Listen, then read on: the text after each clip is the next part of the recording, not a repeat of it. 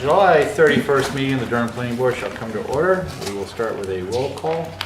Rob? Robert Sullivan. Sally Tobias. Paul Rasmussen. Michael Barron, Town Planner. Tom DeCapo and Erica Nauman Gaylot cannot make it tonight. Peyton McManus. Heather Grant. Richard Kelly.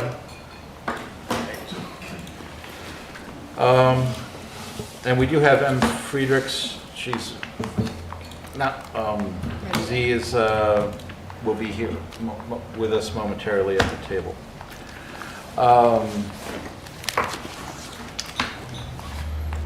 Let's see, so we have 6 votes tonight, so we can do business. Approval of the agenda. We have, Sally, would you like to explain what you'd like to do with the agenda? Yeah, I would like to move number 7, other business, up in front of number 6. So make number 7 number 6, or 6 number 7. So, because I have a couple of questions and concerns, maybe suggestions about the workforce housing amendment that we agreed upon last week.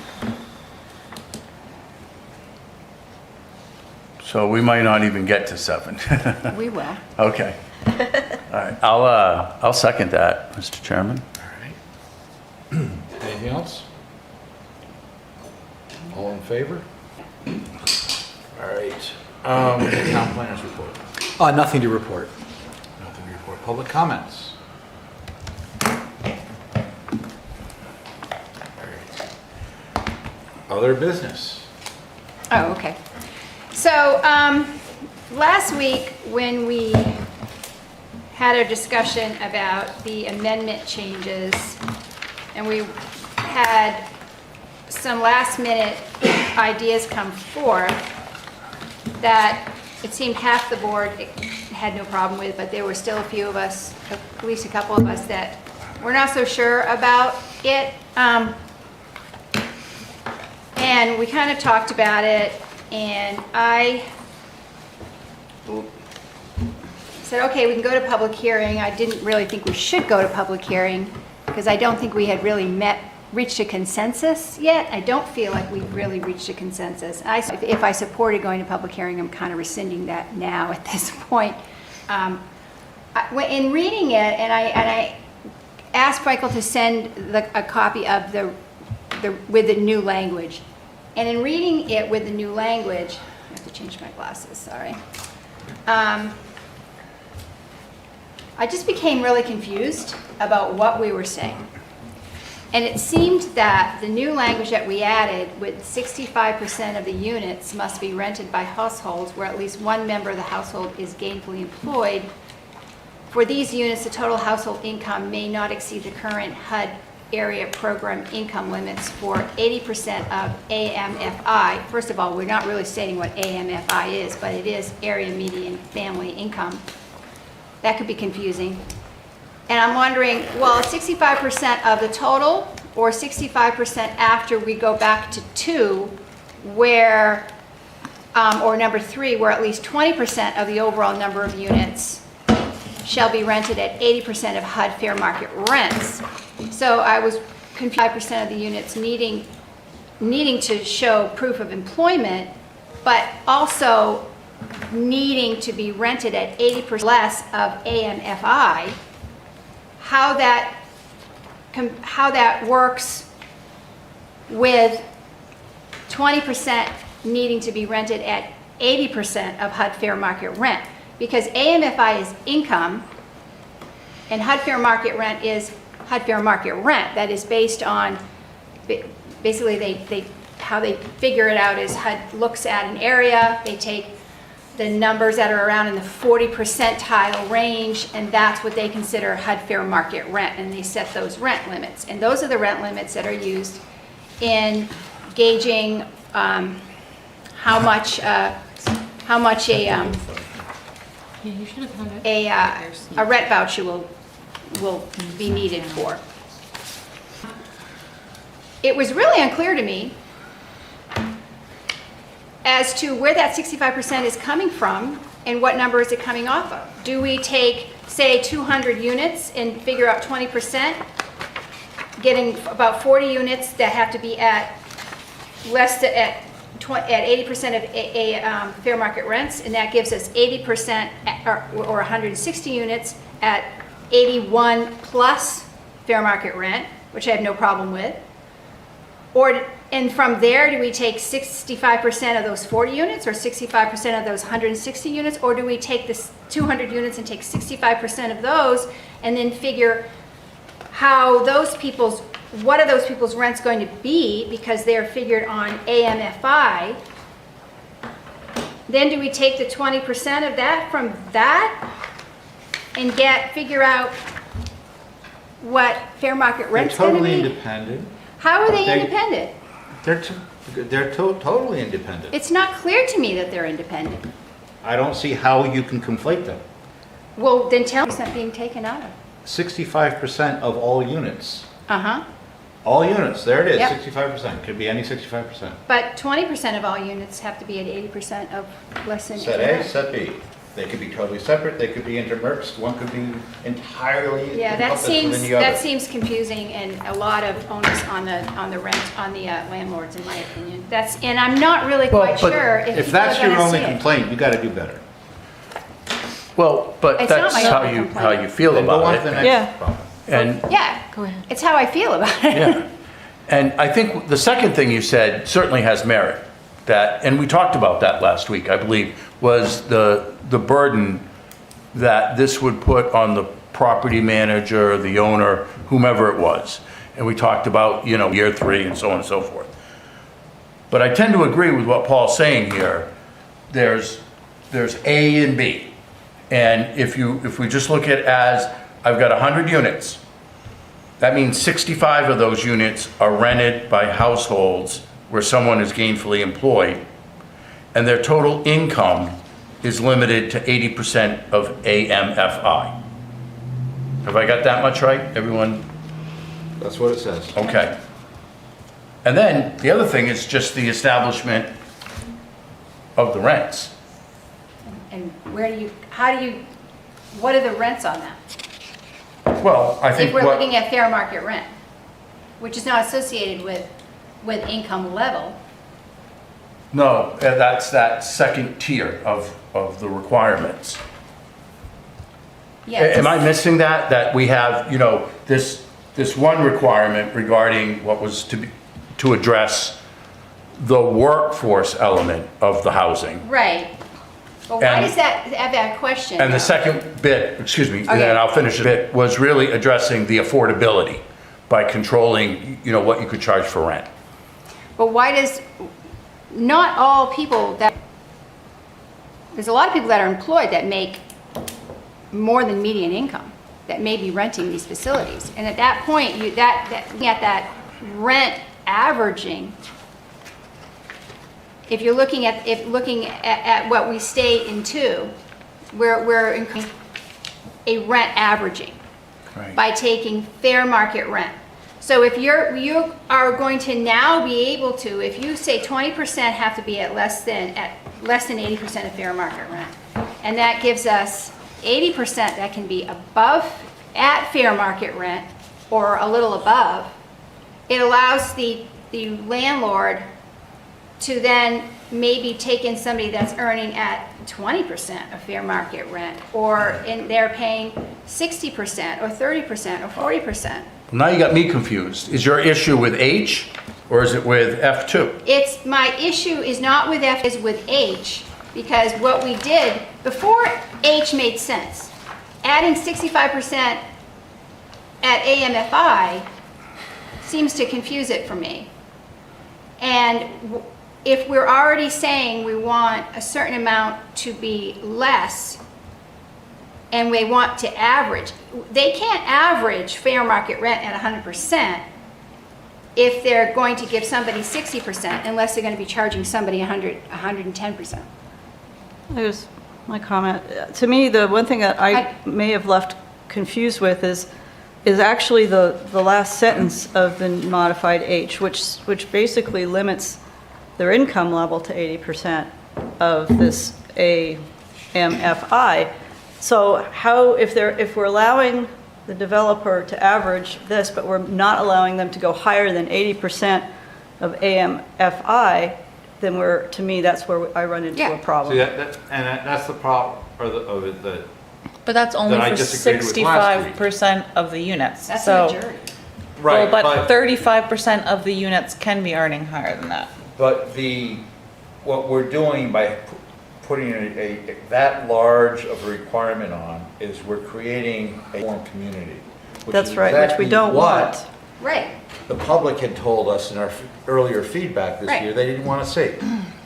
And that it was my next point, is that we're creating what appears to me to be lower income housing, which is one of the things we had red flags on.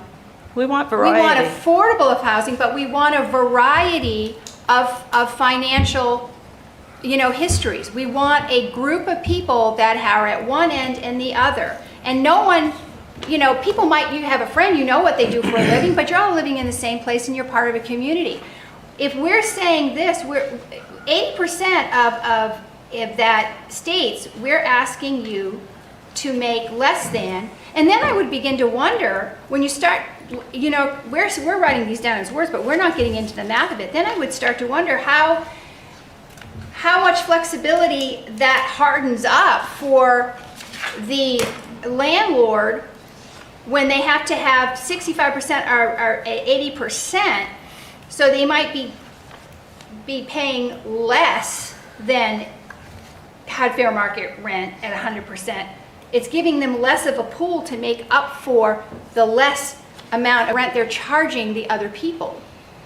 And that's why the averaging is great, because it allows them to balance out. So there may be a person that's making, a disabled vet that's making $35,000 a year.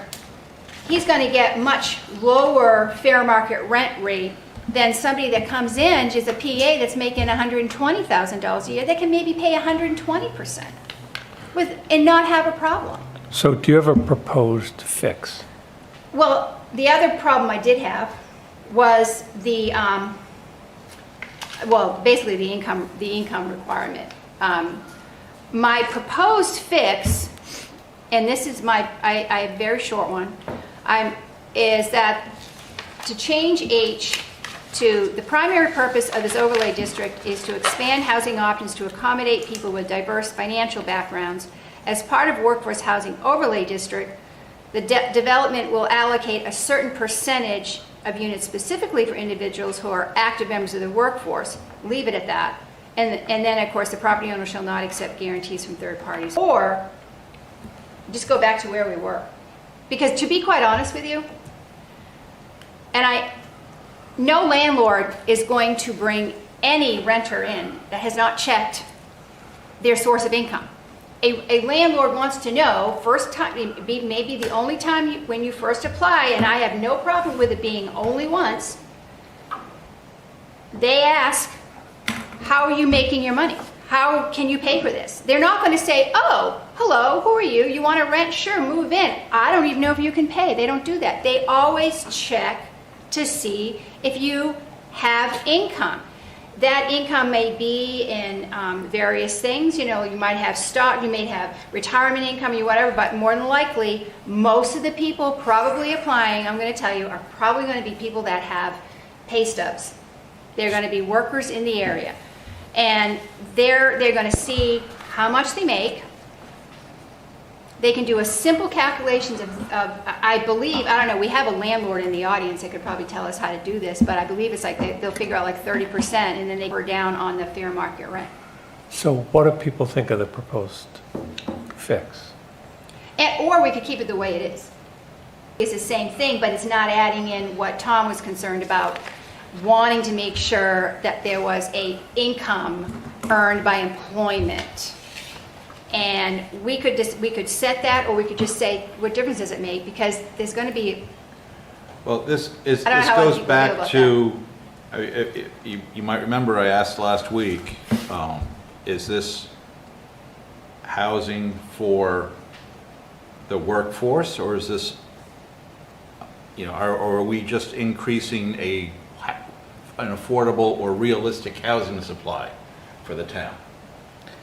So I think, And at that point, when I asked the question, people fell on the side of the work. It's like we wanted it to be people Yeah. who are employed. And I do have some concerns of paying a density bonus outside of our normal ordinances. If it's not clearly a benefit to workforce who who cannot find affordable housing.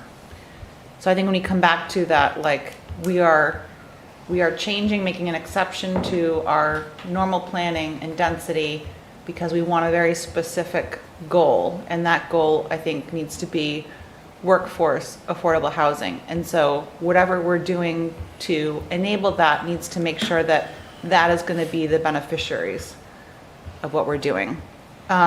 I do wonder, would it ease some of that burden if we say you don't have to,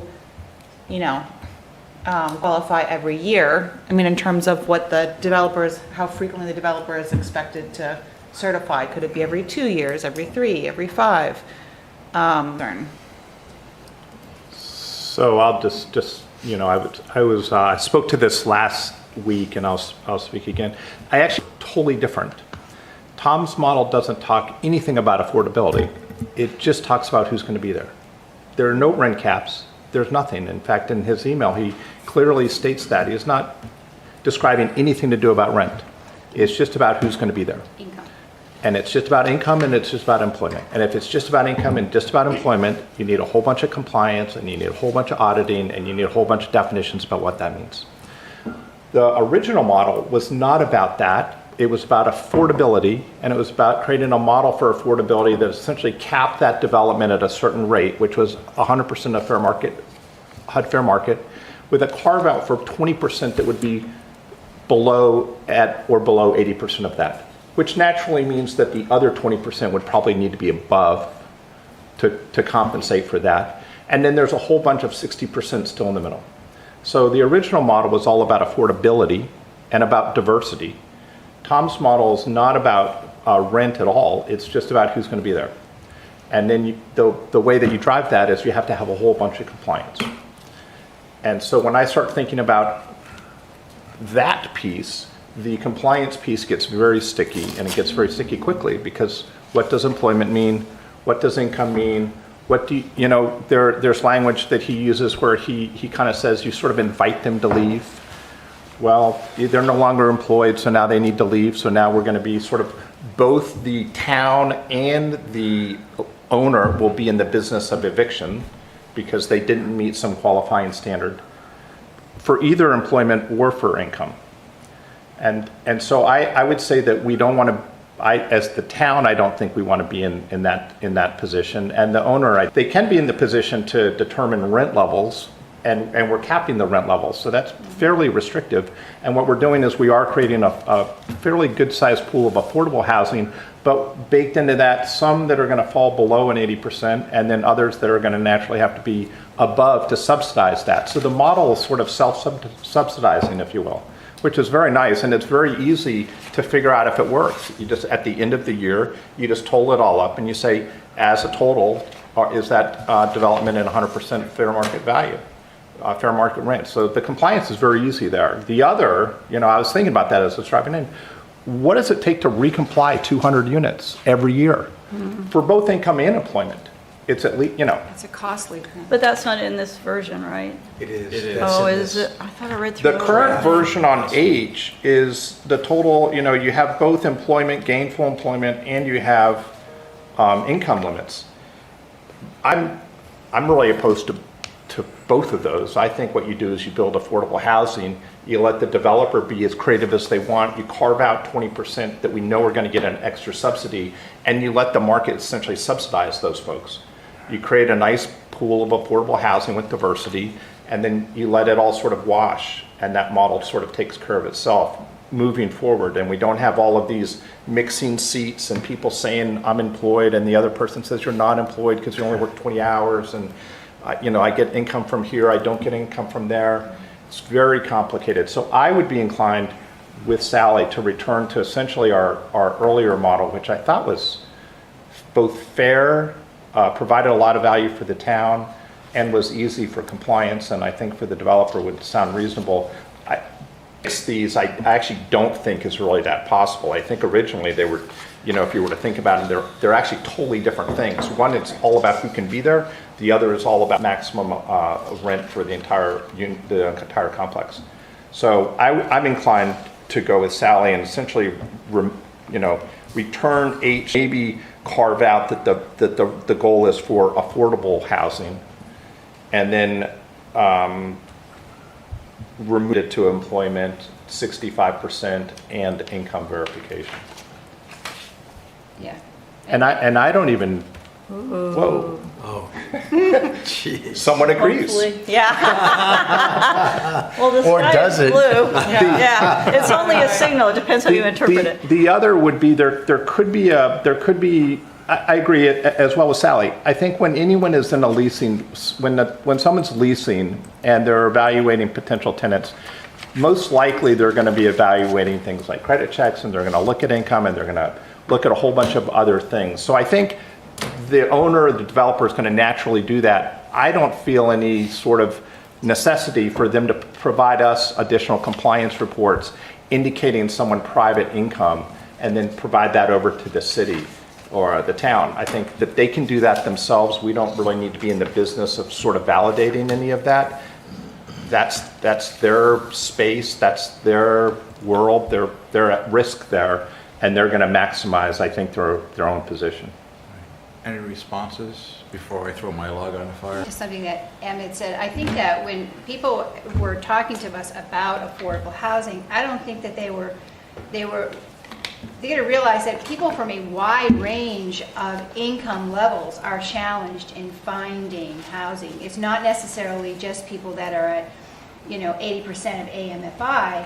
There's people that are at 100% of AMFI that are having a hard time finding housing. There are people that get jobs in large companies. I mean, I don't know if it was 6 Hour or Ashram. I heard a story in Exeter.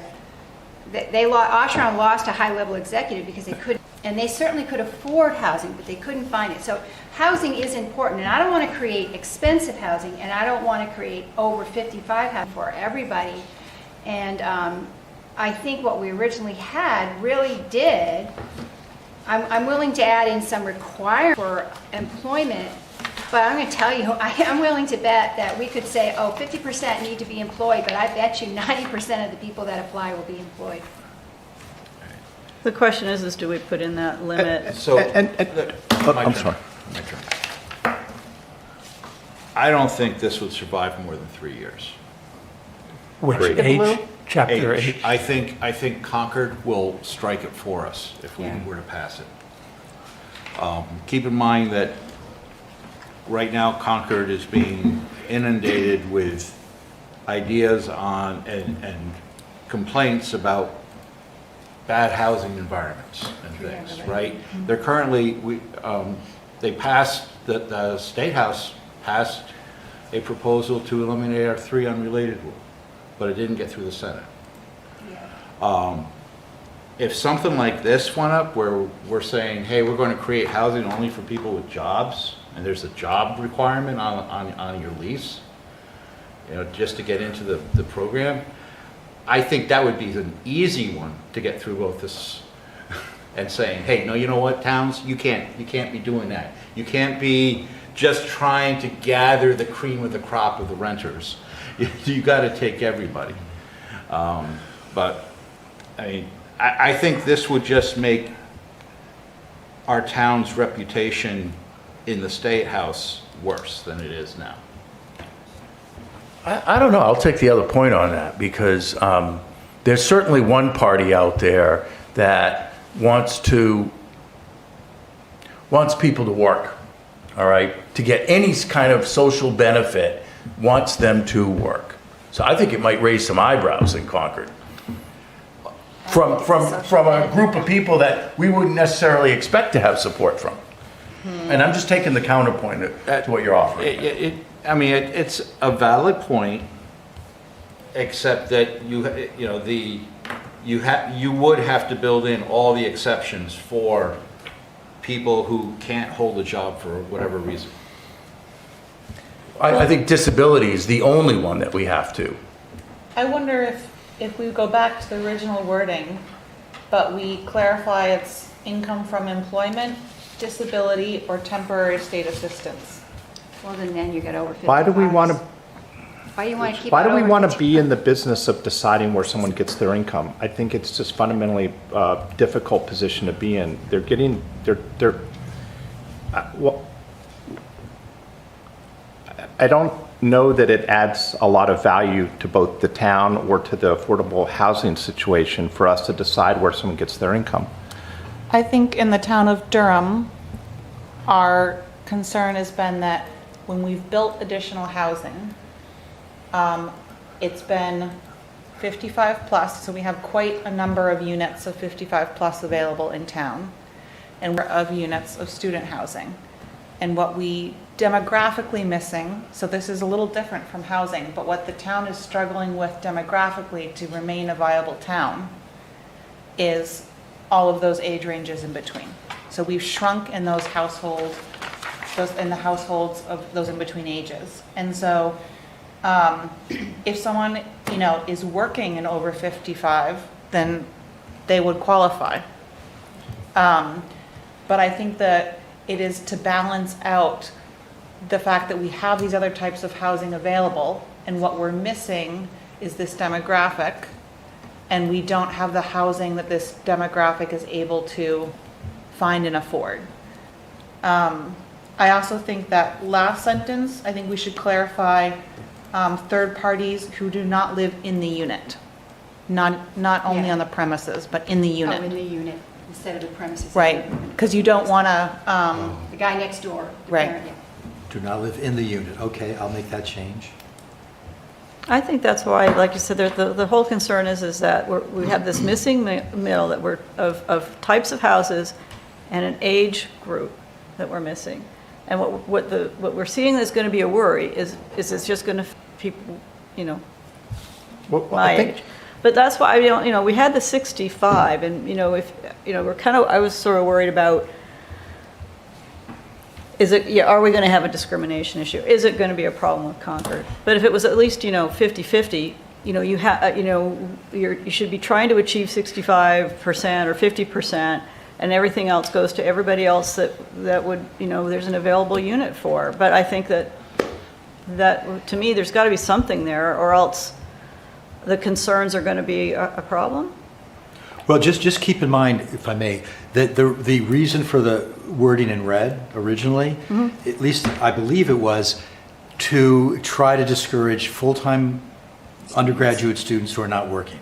Correct. That was the purpose of it. Correct.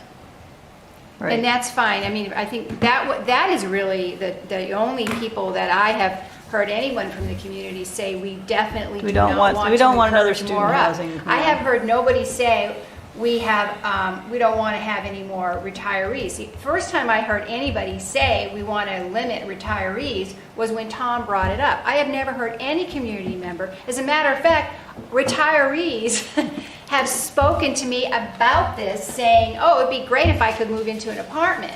I just am not comfortable saying to a retiree, retirees need not apply. I mean, because that's age discrimination, number one, blatant.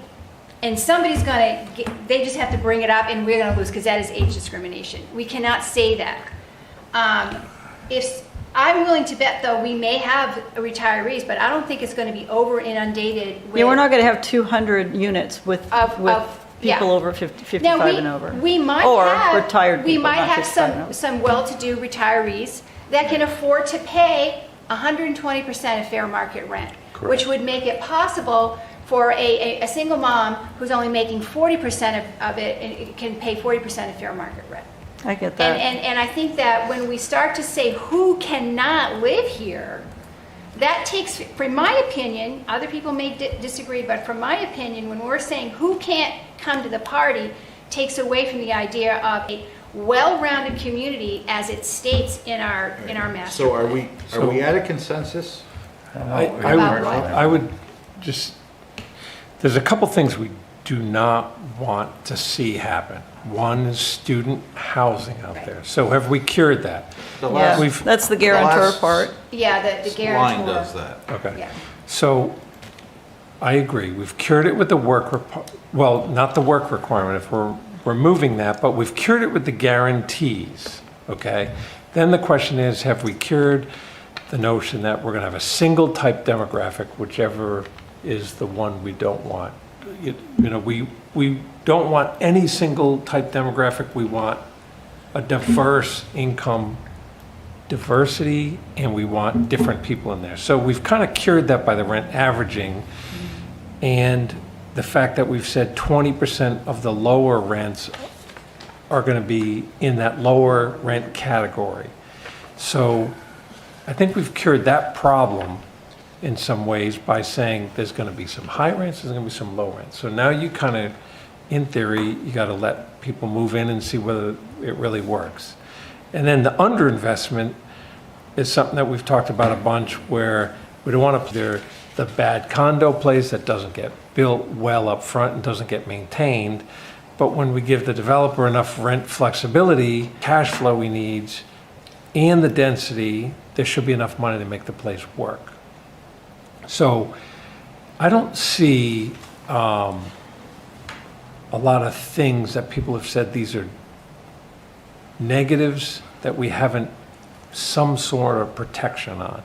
And then on the public comments we got, there was talk about adverse effects of income. I think, you know, there's been a bunch of discussion about, hey, we're disincentivizing the go-getter who's going to go get a promotion. We've disincentivized somebody who wants to get a roommate because the rent in theory might change if the income of that space goes up. So I'm seeing the income thing is fighting some of the other goals. The averaging of the rents, a developer has said that's a good idea and he likes that. So I think that the income thing, and I was a big supporter of the discussion the other day, I think that is starting to fight against some of the other things that we're doing. And we're using the term workforce, but workforce is maybe not what we're really doing. We're going for affordable. So in theory, it works,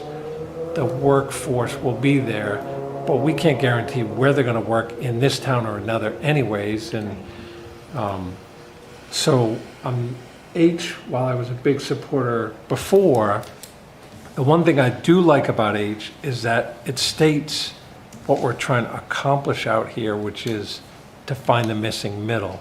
But it doesn't, if we remove all this language, it doesn't have a teeth in it, but it is saying this is the purpose of that. And if we have to adjust it later for other areas that this applies to, it gives us the intent there. And we say, man, the first round didn't work. We're adjusting this ordinance in round 2 because we didn't get the intended effect. But we're clearly stating what we're trying to do. We're trying to have housing that's affordable, ideally for workers, but we don't know if the workers are going to come or not. I think reality-wise, you have the whole community that's going to, Richard? So I think the arguments that, and they did last time we spoke about this as well, really ring true with me to ditch H, is that it's a burden, that Peyton described it as sticky, and whether we're creating a neighborhood that lacks diversity. That one I haven't fully figured out in my mind, but it's been alleged that that might be the case. well, if I could, I think, oh, are you done, or? I think so. I'm kind of thinking out loud there with it, because No, that makes sense. that's what I see the problem with H. I think, if I could comment, I think diversity will happen because your pool of tenants is all over the place. When people see a new place is opening up, you're going to have people from all over, all kinds of people are going to be putting in their application.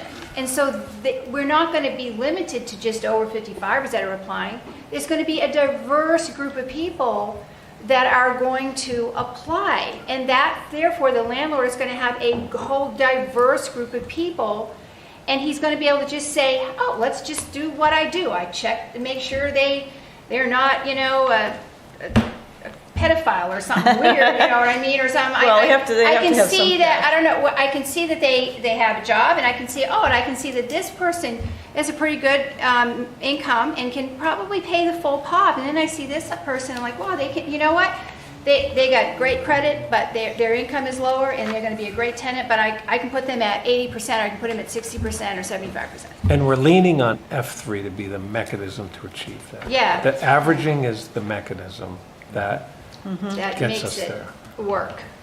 I think that's very true now. Will it be true in 15 years? Well, then we'd have to readjust it. If the landlord felt there was a problem, they could come to the planning board at that point and say, there's a problem with this, and we need to change the thing. Because a lot Well, of these could happen. I'm just thinking of like True in which a way? lot of housing developments that do have affordable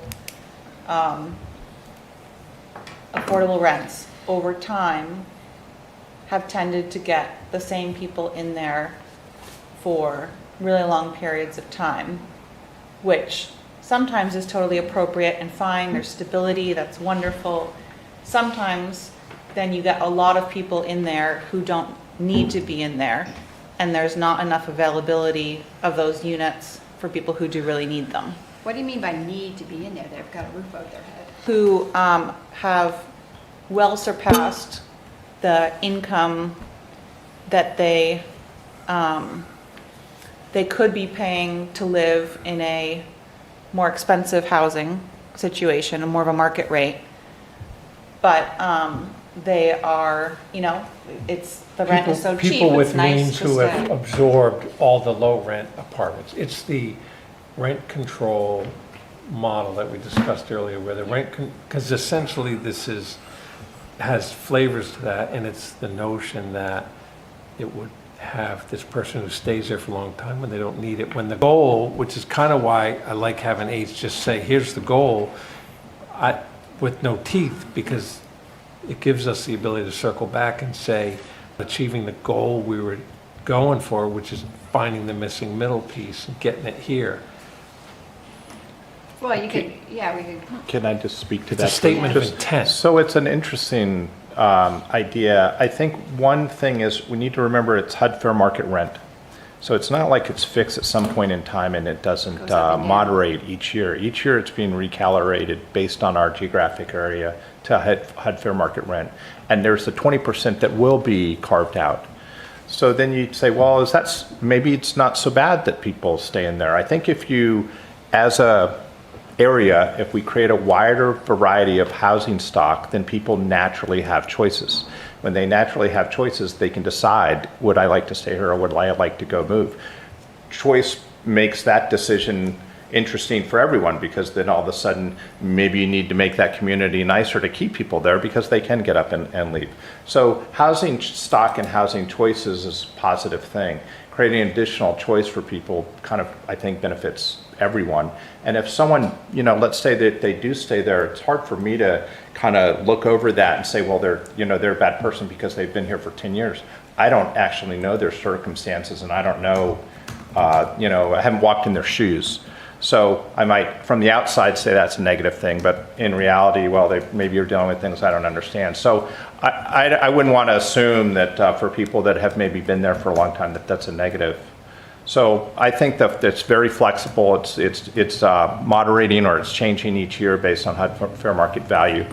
And, people can make their own decision, and the owner can make their own decision as well. Yeah, I think it would tend to be more the low and moderate income people that stay, because they get a place, it's somewhat affordable, they're thrilled, they're not moving. It tends to be more affluent professional people that get opportunities and they move around. I think everybody has their own situation. I think in general, if you look at 200 people, I'm sorry, did you want to go first? I didn't see your hand. No, Because I I'm feel gonna like there is contradict him. an ebb and flow everywhere, because people that are in different incomes still have other things. They may move for family reasons. They get a different job and they want to move somewhere, to match that new job. They might be getting a raise, and so they're going to move to Massachusetts. Who knows? The point is there's an ebb and flow in every community, and that's including in an apartment. I mean, I've moved into temporary apartments during job transfers, and I was there 6 months before we were able to find our next home and move out. And other people, the lady, like down the bottom level, yeah, she had like her own little pots and everything was decorated. And you know, that was her home. And whether she moved next year because she needed to take care of her mother, who knows? But the point is I think there's a natural, we can't control that, but there's a natural ebb and flow with everybody in that community. And it's not going to be one class or another. Oh, Oops. well, you want to let somebody come in? Easy question. Yeah, You want to open a public hearing? yeah, we should, maybe we should. But it's not, is it on the? It's not on. It's not on. Yeah, but I I mean, got one comment. I'm yeah, just one. Into the microphone, I'm Patrice Cardoza. I live in Trish Hill's apartment. What you said about HUD thing is 30%. It does not change, because I live in a HUD apartment. It's 30% all year round. I've been there for 10 years. You guys should try and get workforce force.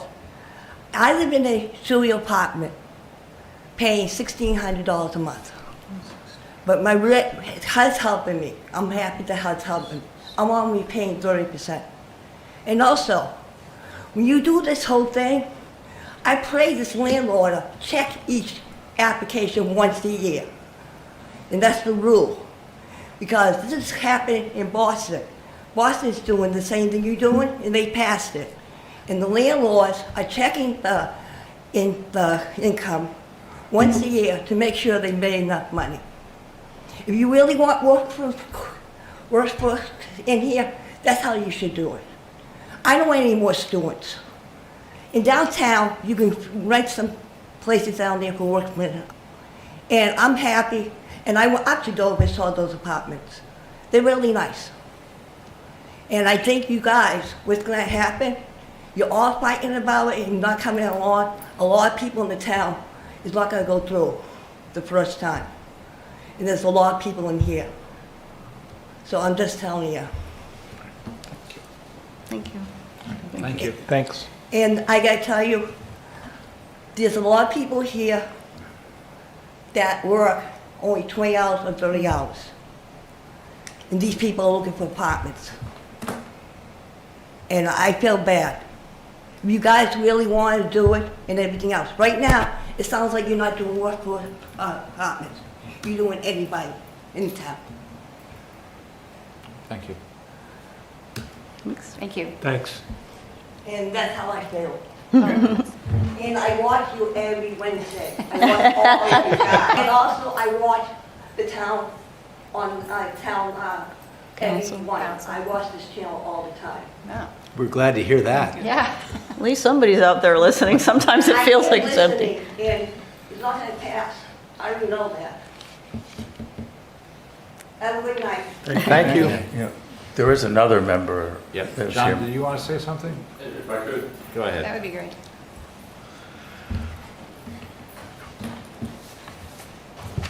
It's been very interesting. John Randolph, One Stagecoach Road here in Durham. Been very interesting listening to the conversation tonight, and I think a lot of what I was going to say you're already heading towards.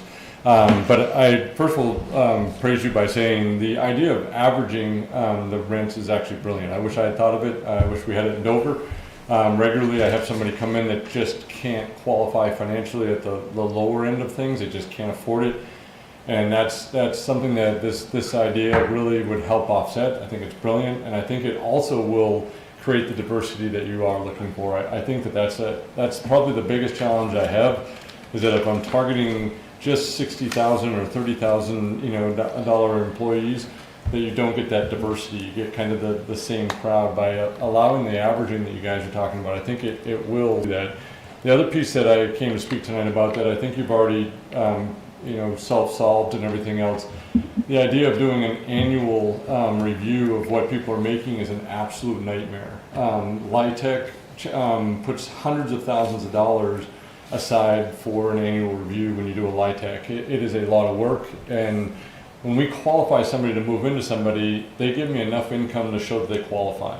They don't show me everything that they make. The only way I'm going to do that is if I require tax returns, all the other additional paperwork, which gets into really, really sensitive things. How's that getting transferred? Who's seeing that? How's it getting handled? And the nightmare, I'll be honest with you, that you don't want to get into is, did someone move in last year? Do they have a job? Do they start hiding relationships? Are their kids living with the mother? Are they living with them? How many kids are they claiming in the household? I just would highly advise that you don't want to get into that, not only for the developer, for the town themselves. You'd be spending too much time to try to prove something that is nearly impossible. The housing authorities in the area, Dover, Portsmouth, have people that track that every day for a living for their municipalities. That's a nightmare that I don't believe you want to get into. I do think one thing I would agree with is that people that might come in a little bit higher in the income or move towards the higher income tend to have the goal eventually to own. By not having ownership in this project, I think you'll see some of the higher end people, when they get to a point that they want to buy, then you'll have people they'll move out to buy.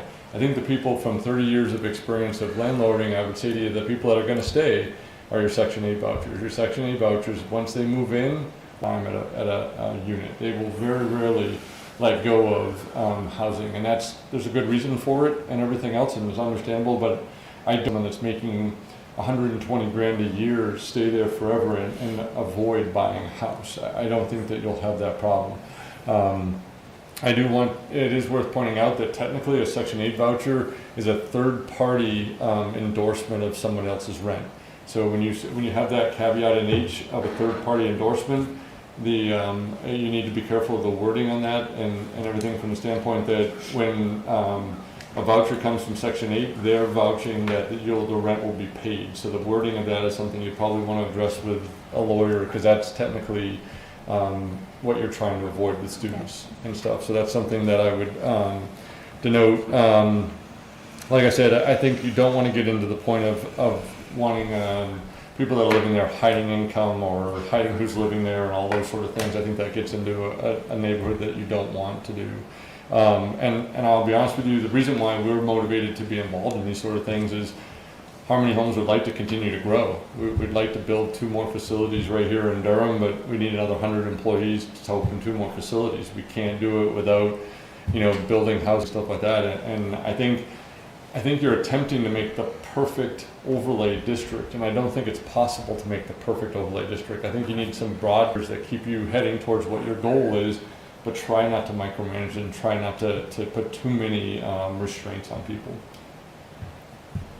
I have a question.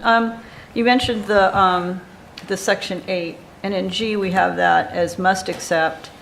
And then are we going to end up then with less turnover? And should that be more like encouraged to accept or something? Because if you're trying to manage that as a legal thing, does that make it more difficult, or does encourage mean that you have a choice of which ones you want to bring in for Section 8? Because are we going to end up with 50% of Section 8 that we're not getting that sort of turnover that we're wanting to see? It's a great point. My concern with that saying you must is, what if I have 2 applicants in front of me and this person's perfectly qualified and this person has Section 8 and I don't take that Section 8? Are they going to take that policy and go, you must accept Section 8? And so I think that you got to be really careful in that wording. I don't know how you put the wording in that says highly encourage or something along that lines. I think Section 8 is a great tool when someone's capable of working 20 hours or 22 hours a week, not capable of making rent, they get a voucher. That works really, really well. I don't think you want to create an environment where 60% of the people live out there are on 100% Section 8 vouchers and are not working a day a week. I think that's probably not the intent of workforce housing. I think Section 8 is a very important part of our community and making a stability out there, but a must, I think, would open you up to, if I pick this person that doesn't have a Section 8, I'd have to strong the person that does. And I think that's something you'd be very careful of. Just one more. So you mentioned, and we're considering sort of 2 things, multiple things here. One is an income verification that would be reviewed annually. The other is an employment, gainfully employed verification. And so, could you just speak to how what would that look like? Is that very similar to the income qualification, and what about the employment qualification there? I mean, typically when someone's going out for rent right now, they're looking for about a third. So they're looking for, if you got a $1,500 apartment, they're looking for an income of $4,500. If someone makes $6,000 but doesn't show me that extra piece of alimony, child support, whatever it is, I'm looking for a minimum of $4,500 to. So we get pay stubs, we get a bunch of different, things. Sometimes we do get divorce decrees showing that alimony is coming in. Very rarely do we get tax returns and stuff, so we're always looking for a minimum income to qualify versus the maximum income to qualify, and I think that's pretty typical. A pay stub does that and everything. Am I answering your question? So here there was another qualification that was raised, which is they need to demonstrate they're gainfully employed.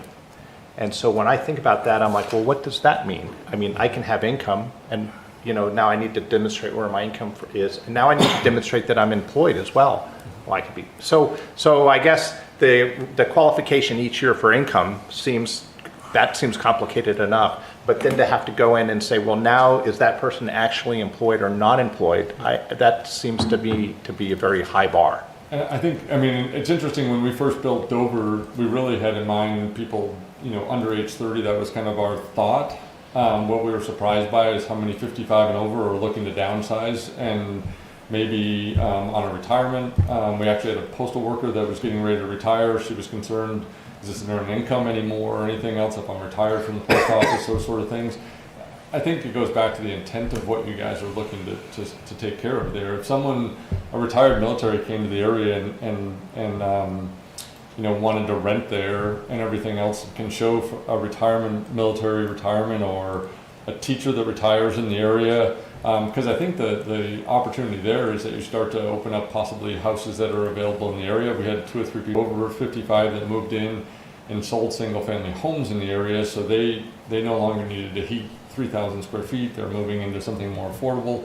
We had one lady come to us and she said, we counted on when we retired that our house was going to be paid off and we were going to be okay, but our property taxes are now more than our mortgage was when we started, and your rent on a tiny home is less than my property taxes are every month. And she's like, it'd be better for me to sell my home, move into where you are, and then pay what I would have paid in property taxes into a tiny home and have no maintenance and no other issues with it. So, but we always qualify by minimum. We don't usually typically look for a maximum. But we have in Dover turned several people away that were just really, really what we considered overqualified and everything. So I don't think you'll see a lot of that. I don't see an abundance of people at $150,000 that want to rent, and everything else. They typically would like to get into a home. It's not 100% rule. I'm wondering if some priority language could kind of address some of this. So if we were to say something like, property owners must accept but need not prioritize Section 8 housing vouchers. So that means that as a policy, the developer has to accept Section 8 housing, because you do have a big issue in New Hampshire is that you have a lot of properties that will not accept Section 8. So if you were to say must accept but need not prioritize vouchers, and then kind of similarly, units shall prioritize individuals and households where income comes from, where income used to cover the rent comes from employment, disability, or temporary state assistance. Then we would get, it's not an across the board, it's not a percentage, but that intent is there. That kind of indicates, yes, if you have 2 applicants coming in and overall your units are starting to take on a certain demographic, then as a development as a whole, yeah, that should be kept in mind, that this development should prioritize people who are actively in the workforce or on disability or state assistance, where they do not have the means for other options. I have a question for John. You've never done income averaging in any of your... No. Yeah, because they're talking about, it's kind of a new thing, and it's a great way to meet compliance. How do you think that would work for you? When you have somebody that is applying for your apartment, you find out right away, number one, if they actually work for a living, and how much they have, at least a minimum of how much they have. Sure. Yeah, That's- you're going to always, are going to always ask to see some way of how are you paying for this? I got to know you can, Correct. right? So how would you look at that income averaging? How do you think you would approach that? Or would it be, that somebody comes in and they're showing you a pay stub that says they make, $120,000 a year, and somebody comes in and they pay $35,000 a year? How do you think you would? I'm going to answer part of the question that you didn't ask. Okay. So, I think it's important as a developer to kind of have a baseline of what you're going to expect for rents on the other end. It's, so I think that's one of the things that I like about what you're talking about is that you can budget to, the HUD fair market all the way through, you know what you're going to get. The challenge on a regular basis is when people come in, they're working in the workforce, but they're making $18 an hour. $18 an hour just doesn't get you cut it. anywhere right now. And if it's a single parent with 2 kids making $18 an hour, they can't afford 1562 or 1582 or these numbers and stuff. Dover really doesn't give me that tool to average it, and so it's really hard because when as a developer, if I'm budgeting everything to be near that number and everything, but I now have to dip it for say 5 or 7 people, if I drop that $500 times 10 people, our cash flow changes $5,000 a month, which is a fairly dramatic number when you're trying to build affordable housing. If we know that we're trying to average that, then we're always looking to balance that out a little bit and everything else. It would allow you to know that, well, we've got 2 or 3 people in here that are overqualified for what we're looking for. The availability of people that are underqualified are abundant, and everything else. There's plenty of people looking for the other side of it and everything. And so I think that the easy thing will be to find people that are below that number, and everything else, it's the other side of that number that's a little bit tougher to do. But the averaging as a tool, the reason why I praise it is because I don't have that mechanism in Dover right now. It's all or nothing. It's either no or yes. That's the only 2 things I have, or it directly comes out of my pocket. So to answer your question, the flexibility gives it just a lot more availability of who you can have in there and still average the number that you need to maintain, to keep the property up, to build it, to pay for it, to do everything else. And so I think the creativity of it is that it gives more flexibility. The answer I would give you is that we on a regular basis get people that are coming in making $35,000 and they just can't, they don't have the income to make pay 50. Yeah, that's why the income averaging really opens up more lower income. What about also the question that the resident that came in and seemed to feel like we should be checking every year for income levels? For me, it'd be like, well, if you live in a place that is specifically designed for, an income limit, you've got a system already built, but how would that be an onus on? That wasn't what her complaint was, though. Well, she had said that. It was the other way, I think, No, from what I understood. she was emphasizing, she was using income checks to try to keep students out. Oh, well, I thought she said you should be checking. I thought she said. Well, she did say She said that. you should be checking because we had Yeah. all these students in. Oh, I see, yeah. But is that development specifically a HUD development, therefore are they somehow required to do I that, don't what they believe- say? Oh, it's 55 and over. Yeah, Churchill Apartments. There's still a so- waiting list, though, to get in. But, and so, to go, if you're all the way Anyways. around in those things, Em had a good sort of. Basically, would that be to be checking every year, or would you be checking, or do you Well, check? I How mean, does once that we work sign for a you? lease with somebody, it's a 1-year lease. If they want to renew it, we don't typically go back and go, can you reprove yourself that you can afford it? If they've been paying it, now they have some credibility with us, we continue to roll Right. the lease. So we wouldn't go back, and that goes back to the sticky wickets I just talked to you Yeah. about. I wouldn't be against minimum requirements, knowing that they still have a job or whatever else, but if they've been paying for 12 months, we assume that They're they know paying. what they're doing and they're on their way. So I don't think I listened to the same comments, and I don't know if it would get us back into income verification and all the other pieces that I would highly encourage you to be careful of. Yeah. It would be Can I more of ask- an onus. Can I ask John a question? So John, in the prior version, we had an under H, and it's now crossed out in red. And one of the things that board, I think, is debating is whether to keep that or not, or something different. Anyway, let me just read this to you. This is the language we had earlier. And the reason for this was to avoid full-time students that are not working. But let me just read this to you and please tell us what you think of it. Units may be rented only to individuals and households where income from employment or other personal income, such as income from Social Security, pensions, disability insurance, personal investment income, and supplements for housing vouchers, is used to cover the rent. So I would say I personally like that better than the wording that you have of no third-party signature, because that eliminates Section 8, that eliminates any other voucher program and everything else and stuff. I think you'd have to be careful of that, unless I misunderstood what you're saying, because the wording that you have right now, no third party that doesn't live there, would eliminate Section 8 vouchers and a lot of other programs, I believe. 'Cause they're Although technically- if that's the case, we could Yeah. just write in there, this doesn't Yeah. apply to Section 8. Yeah, I mean, what you're ultimately getting towards, Michael, is there some earned income? I pay taxes on my retirement every year. It's still earned income. I just am done going to work every day. I would consider that earned income, and if I was applying for an apartment, I would expect them to look at my military retirement as part of my, income.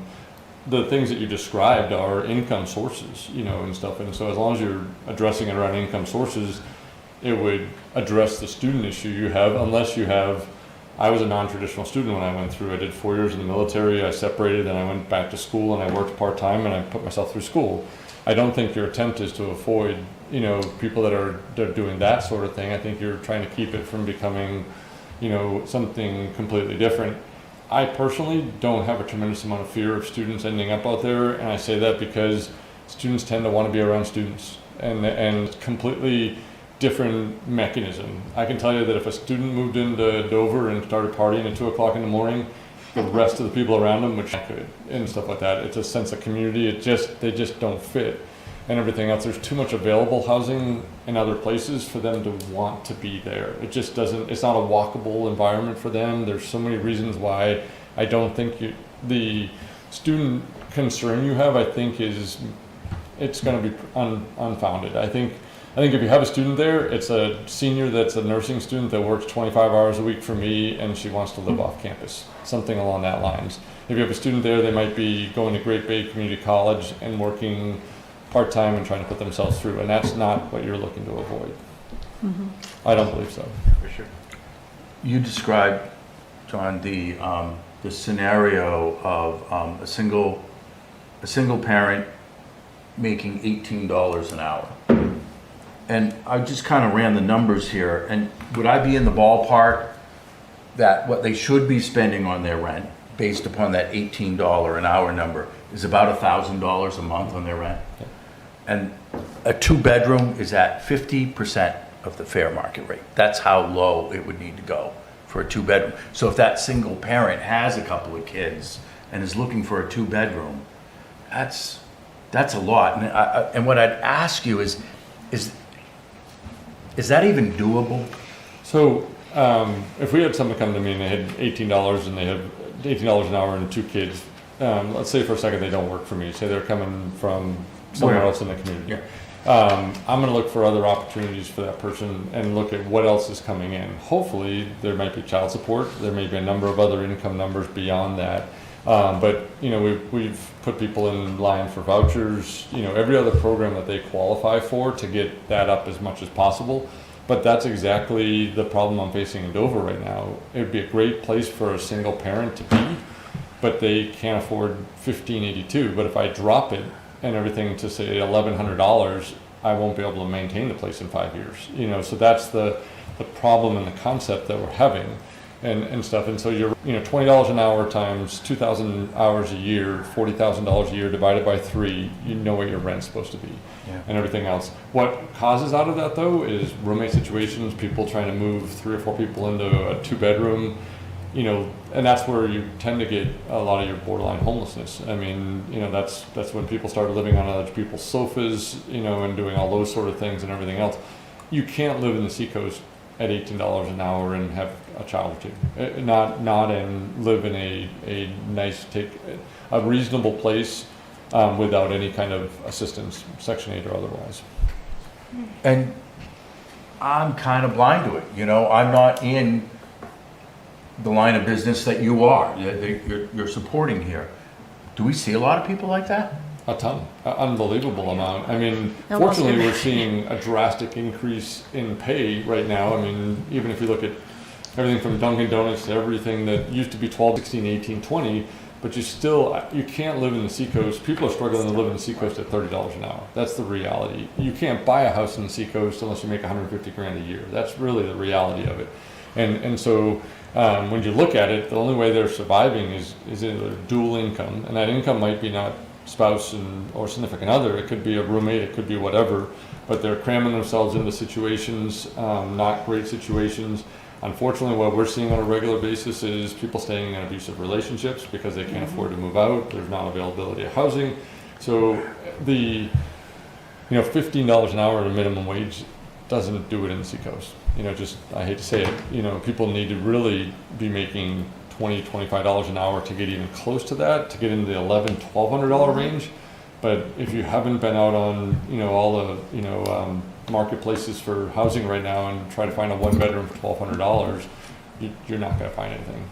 You're just simply not going to find something. And what's happening to those people is they're going to qualify, and 6 other people are coming in that will pay 6 months cash up front, and so that's what gets the apartment. Or this person's very well qualified, $35 an hour, $40 an hour, they're getting it, and everything else and stuff like that. I literally had a guy that sells gutters for a living come and say, I make 100 grand a year and I cannot find a place to live because I'm not beating other people out. So that lower end is where you're starting to see crossroads overflowing. You're seeing people living on people's sofas. You're seeing people living in RVs 8 months a year, 9 months a year, and stuff like that. So I say it, regularly. As we drive around the Seacoast, we don't see people living on corners and all that sort of stuff. But the homelessness isn't quite like you'd see in LA, but it's still going on. You see them walking out of the forest, the little tiny areas between homes, and they'll have slept. They have tents set up in the forest. I mean, if you areas. talk to the Crossroads team, they go into the woods and find people. But if you drive behind Motel 6 on the way to Home Depot over there, there's a village there. There's a village on the other side of Portsmouth.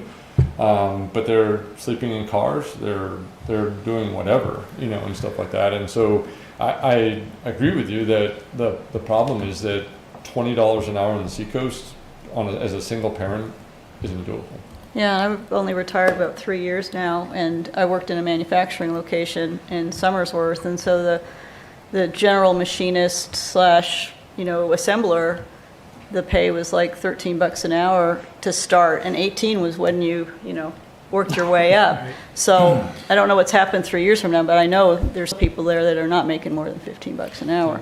I mean, when we started Harmony One, my LNAs were $12 an hour. That was the going pay. I can't get an LNA to show up for 22 now. I have a hard time getting an LNA to come in for $22 an hour. Harmony Place, which you guys approved and everything else, the thing that we love about it is rent is truly 30% of their pay there, and childcare is downstairs. So if someone lives there, our rents in that building are $650 to $900.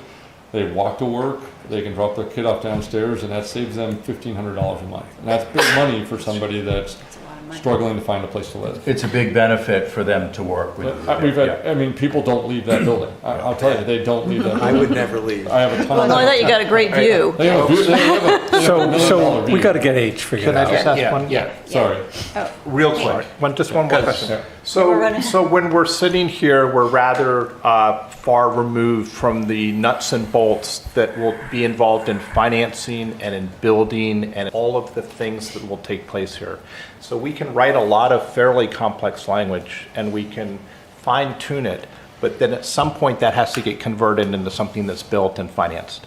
So the question there is, the original language that we had talked about HUD fair market value at 100%, and then a carve out for 20% of that would be 80% or less.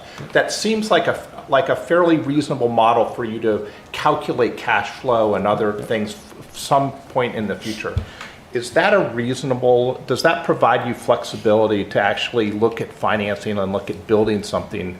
And is that model creative enough for someone to take that and then approach someone who's going to lend them $5 or $10 million or whatever it's going to take to build that? So I guess there's a comment on, is that model buildable, and could it get done as the way it was originally sort of designed? Yes, like I said, I praised the averaging that you did before, and I think that that's a tool that I would highly encourage municipalities to consider. That a lot of them are tying to the HUD fair market, and I think it's a good tool. As a developer, it's hard to say, I think I'm going to average, or I want to average, or anything else and stuff, but if we know that we're going to go north of that for some, south of that for some, but it's going to be, every one bedroom is going to average 1582, every two bedroom is going to average this, I think it's an absolutely great tool to allow some flexibility for somebody that's not even close to affording a $2,000 unit. I think it's still maintainable, meaning you can keep the property up and everything else. I mean, 200 units on a property in Durham is going to be a $50 million project. It's not a $5 or $6 million project. It's a $50 million project, you know, to bring water and sewer to a property and do all those sort of things. So, I mean, it's a large project, but the HUD rates have, I mean, if you look at 5 years back, look at HUD 5 years ago to now. Our Dover project started at $999. In 4 years, went from $999 to $1,100 to $1,282 to $1,585. That's what HUD did in the last 4 years and stuff like that. So they're recognizing that the numbers are skyrocketing on the seacoast, absolutely skyrocketing. I'm sorry, I probably Thank you, talked Paul. longer than expected. Thank you. Thanks, John. By the way, it All takes right, 5 so- years to get a voucher. I was hoping we'd only spend about an hour on this. It's a good discussion. I think we're close, so That's So what I was where- thinking. Where are we? What are we going to do? I agreed with M's moderation of the housing voucher section. I thought that was worthy of, Property owners must, but do not need to prioritize Section 8. How about May? May. Yeah, Good. well, I think what we want to say, let me just play with that, and I'll follow up with Paul. We want to say that you must be willing to, but you do not have to prioritize at all. Maybe that's what you said, and that's clear. Yeah, I think that's the. Must accept, but need not Developers are required to prioritize. accept them, but they don't have to, you know, always choose the applicant. Or they don't have to give any Right. priority, they just must be willing to accept it. Yeah. Okay. And I'll just finalize, I'll clarify. Well, that's, that with yeah, because Paul. that's better than saying must accept, must be willing to. Must be willing to. But accept. not have to Right. prioritize. Must be willing Right. to, but Okay. I Can think I that, have I one? think that, yes. I think in So- H, we could strike all the blue Right. Strike lines. the Yeah. blue, except for, well, so, who live in the unit? The guarantors, we could just say this does not apply to Section 8. Yeah, I agree. And we want to say who do not live in the unit. In the unit, right. Does not Right. apply to Section 8. Can we just modify the first sentence to say the primary purpose of this overlay district is to provide affordable housing for members of the workforce and the community? That sounds good. Well, I mean, and Mr. Randolph spoke to that exactly as well, which is you have someone retired military that's moving here. He's community. Yep. We're looking for Yeah, affordable yeah. housing. So I would say affordable housing for members of the workforce and the community. And the community. Yeah. Sounds Yeah. good. And we're keeping the red strikes in H out, all that discussion about income, where the money's coming from. We're relying on the guarantees to give us the protection from student housing. Or are you including the red language? well, so there was a suggestion that we change that entire list to employment, disability, or temporary state assistance. And I think Nah. rather I than think- And Well, I, I don't mind. Any I mean, source the of reason income. for that was just to keep out full-time students that aren't working. And I So don't- yeah, either I- all or nothing, I really. think we either go with what's in red, or we go with the very last line about the guarantees. well, I'd like to propose something slightly different, which is, I like that language if it's not maybe rented only to, but if we say shall prioritize, because then it gives us that purpose, which we can refer back to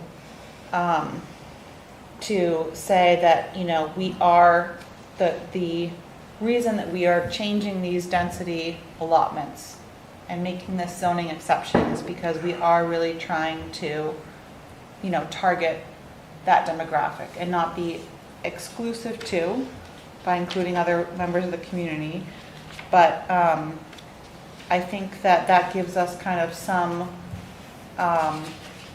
option to say, wait a minute, okay, well, if this, the demographics of this, you know, is now that we have very few people in there that are actually in the workforce, well, then maybe we need to revisit that. And I think that that's kind of the point that you made, that if it's a little bit, you know, it's not enforced, it's just kind of outlining that the primary purpose of the overlay district is to provide housing for, affordable housing for members of the workforce and community. Units shall prioritize individuals, you know, to, where income from employment, and we may leave that list as it is or slightly adjust, is used to cover the rent. And I think that it just kind of reinforces the purpose of the.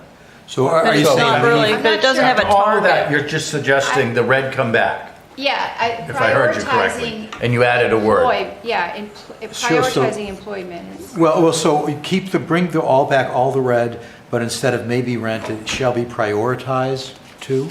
Basically, yeah. Because I think it serves more than just saying we're not going to do student housing. I think it is reinforcing the purpose of the district, which is we are carving out these density bonuses because we're trying to achieve a certain goal. I mean, I like that, but I just wonder if would that be awkward because we say shall be prioritized, what does that mean? Yeah, what does that mean? And how do we enforce that? And that's. Well, you don't, it's just, It's just a nudge, it's just a nudge. Well, you can't shall a nudge. well, then it's Yeah, just. that's true. Just one Right. word. Agreed. Or, well, then would it be encouraged? Yeah. Should. Are encouraged to prioritize. May be prioritized? No, may is a permissive, it's not a, No. How I mean, I about think- after that's- community period, this could be achieved by prioritizing people. The dilemma here that I have with that language, and I hate to say it, is it doesn't mean anything. And it's just there to provide It's a some additional perspective on what we're doing. Yeah, it's more a So- philosophical confirmation. But of what I think Durham Em is trying to supported get. that in her argument by saying that that's why you can go to the public and say, we're giving these density bonuses in hopes of. We But I agree. you could It's window say dressing. that. You could say that, and it's fine to say that. I don't mind saying that, but it can't be a shall. It would be some other thing to prioritize because it's not enforceable and it doesn't really not going to. It's Yeah. the spirit of the It's the spirit of the ordinance. There's a That's- lot of language in here that is not prescriptive. There's a lot of mays, and, you know, it's one more may amongst a lot of mays that is driving somebody towards an objective. And Like, we it's not a bad may have a mix of unit, we may do this. It's to say, this is the intent. Well, what if it's landlords are encouraged to? I like the word should because should is defined already in our zoning ordinance. We define it as a preferred, or should indicates a preferred or encouraged, but not necessarily required course of action. Yeah, I think that still we define brings, should. I am, what you guys just figured out sort of in there, I'm actually, It's a nudge without saying shall. I So think the what rest would- of it is What would actually the whole pretty language good. be? What Peyton suggested, And then what was the, and then what did you say? bring us back to what? So I guess we would just change the may be rented only to units should prioritize individuals and households where income from employment. And I think we could talk about whether we want to, Disability, social security. we want to say income from employment, disability, or other temporary state assistance is used to cover the rent. I think that, It'd be all it right. solves a lot of problems without creating targets that have to be measured, but Verified. it's the spirit of what we're trying to get done. And that's, I think that's a good modification. Doesn't the original language, isn't the original language even more let's say forceful, because it may be Yeah. rented. Yeah, oh, only yeah. to- It's not- This Yeah. is like the Should least prioritize. Stronger. entire and- thing. Yeah, why not just keep that? It's stronger All than right, what we, you said. we don't need to, yeah, we can just say households, so we don't need to say individuals. Yeah, and yeah. households. Well, why not just keep the original language, delete individuals? I mean, John Randolph said that he can do that. So we're staying That's with stronger maybe. than what you suggested. So units I mean, may be rented? It sounds like people, didn't want it to be that restrictive by saying may to. Well, this covers everybody except full-time students who don't work. Because but in all the red, you're also including social security. She wasn't including social security. So And, or hers is- personal investment income. But at the not same included. time, John said, you probably are not going to get a lot of undergraduate students here. You're So not maybe making it's that not much. concerned. There are gonna be the senior But who's nursing and just wants to Yeah. walk across the But street. it's fine, but we still senior want it year. without, because what you're doing is he has the right to do that, because they're working part-time, right? So there is an employment, in most of the examples that he gave, except for, Social Security or veteran, retiree, but I still think guarantor, whatever you want to call it, is still fine in there. Oh, that's good. Yeah, I don't, Yeah. And I think sometimes also this language, we have maybe had and reached a certain conclusion, but remember that this need to go in front of the public and in front of the town council. And so by being able to think again of those comments that we received in the past, and those are the Diversity. concerns, we may get different ones as well, but as we go to public hearing, probably expect some of the same ones. And so can we point to our ordinance and say, we address that concern? And where is it in the language of the ordinance? You're saying students? Is that what you're talking about? Well, I think there's a benefit, right, to being able to point to places in the ordinance where we're saying, we have to. and this is how we know that it's not going to end up as majority student housing and not addressing the need we're trying to address. That and the This is how diversity. we know it's not going to end up being majority, see, not that there's not a need for that, but that's already well represented within Durham. and the Well, if you- values from one end to the other show diversity. If we want to make a statement in here to allay people's concerns about students, No. just keep the red, What was your language, what was your language? Just remove what's in- may be rented or encouraged to I would prioritize? say, shall prioritize Households individuals where, and, or should, we're not doing Should, shall, not- should it's a should prioritize. prioritize. Units should prioritize Yeah, right. households where income from employment, disability insurance, or temporary state assistance is used to cover the rent. But that takes social security out of the picture in pension, so that does reduce your retirees, which, I honestly don't think we had a lot of people say we want to keep out over 55. And all we're saying is that, But- that there should be balance but prioritization, For workforce. and I think that's fair. Maybe rather than this, I think, how about a language strongly encouraging priority to create a diverse community? And I think that also gives the landlord a little bit of legal cover to say, well, we do have a bunch of seniors, it's either you or a senior, we're going to go with you, you're not a senior for balance. They should do that, but that's what we want, is we want diversity, and I think a general statement can help a landlord to give them some legal cover. It was like the purpose of the overlay district is to expand housing options to accommodate people with diverse backgrounds. No, because it's not. Affordable housing.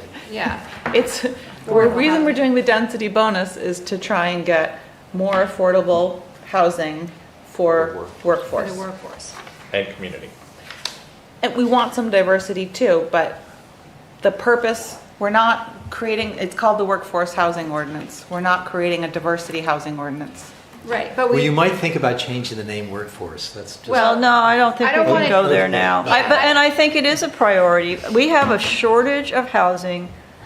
All right, In we're that working on group. language here. We're We doing it know- here. Let's we just kn- finish that let's- language. All we need is like 2 words and we could do Whatever. this. We just need to get the red clarified. I think the red's fine, except the prioritization of the employment and the period, and then we don't need all those other ones, because we're just assuming we can do that, except that you can't live, you have to have can't have a guarantor. So read what you would expect. Well, she's already said it, like, twice. Well, yeah, we Does can, it start with units? or we can Says- phrase it Units properly. should Landlords should prioritize- prioritize, you know. Household. Households where income comes from employment, disability, and temporary state assistance. Employment, disability, insurance, and what? Temporary state assistance. Temporary state, do we really want to do that? Yes. Specify things? Yeah, because it's unemployment. Somebody could be on unemployment for a lot of reasons. Yeah. Temporary. And I don't know if we want to say disability insurance, because I think if we say disability, it may cover social security. I think disability insurance is different from. It's disability, Social Security. it's all social security, but it's social Different. security, disability. or social Disability security. insurance is private. Right. What you get from your job. So the But priority. you also have disability from the state. So that's So- why without specifying But if you say insurance, if it's disability just. insurance- Can we That's leave this your to job. Michael to work on this, because we're just going around. No, but and around. we're almost, I'm assuming we can still go to public hearing on the 14th. So I That's think that's what we're trying to do I here. think So so. we're I almost think we there. could do it. I don't know why we just don't. Okay. Don't put Have that. disability. Well, but insurance. so the Leave priority. the word insurance out. Wait, so the word priority is employment, disability, temporary state assistance? Those three? That's Temporary state assistance. That's the three that. Unemployment. what you want? But why would you say that? Why do Well, you what if you're call unemployed? that out? And why Because- disability? Why Well, call? because I I'm think sort that's- of back Because in that's the- what a why- lot of people are on, like 3 months a year or 5 months. No, a year. I, Especially- You number need one, it's a disability. nudge, and number two, we're calling out, we're now like calling things out explicitly. Yeah, that seems Before it was random. like. Well, that's before it why I was like not having it. It seems Oh, the random. Would red you at just all? remove all red?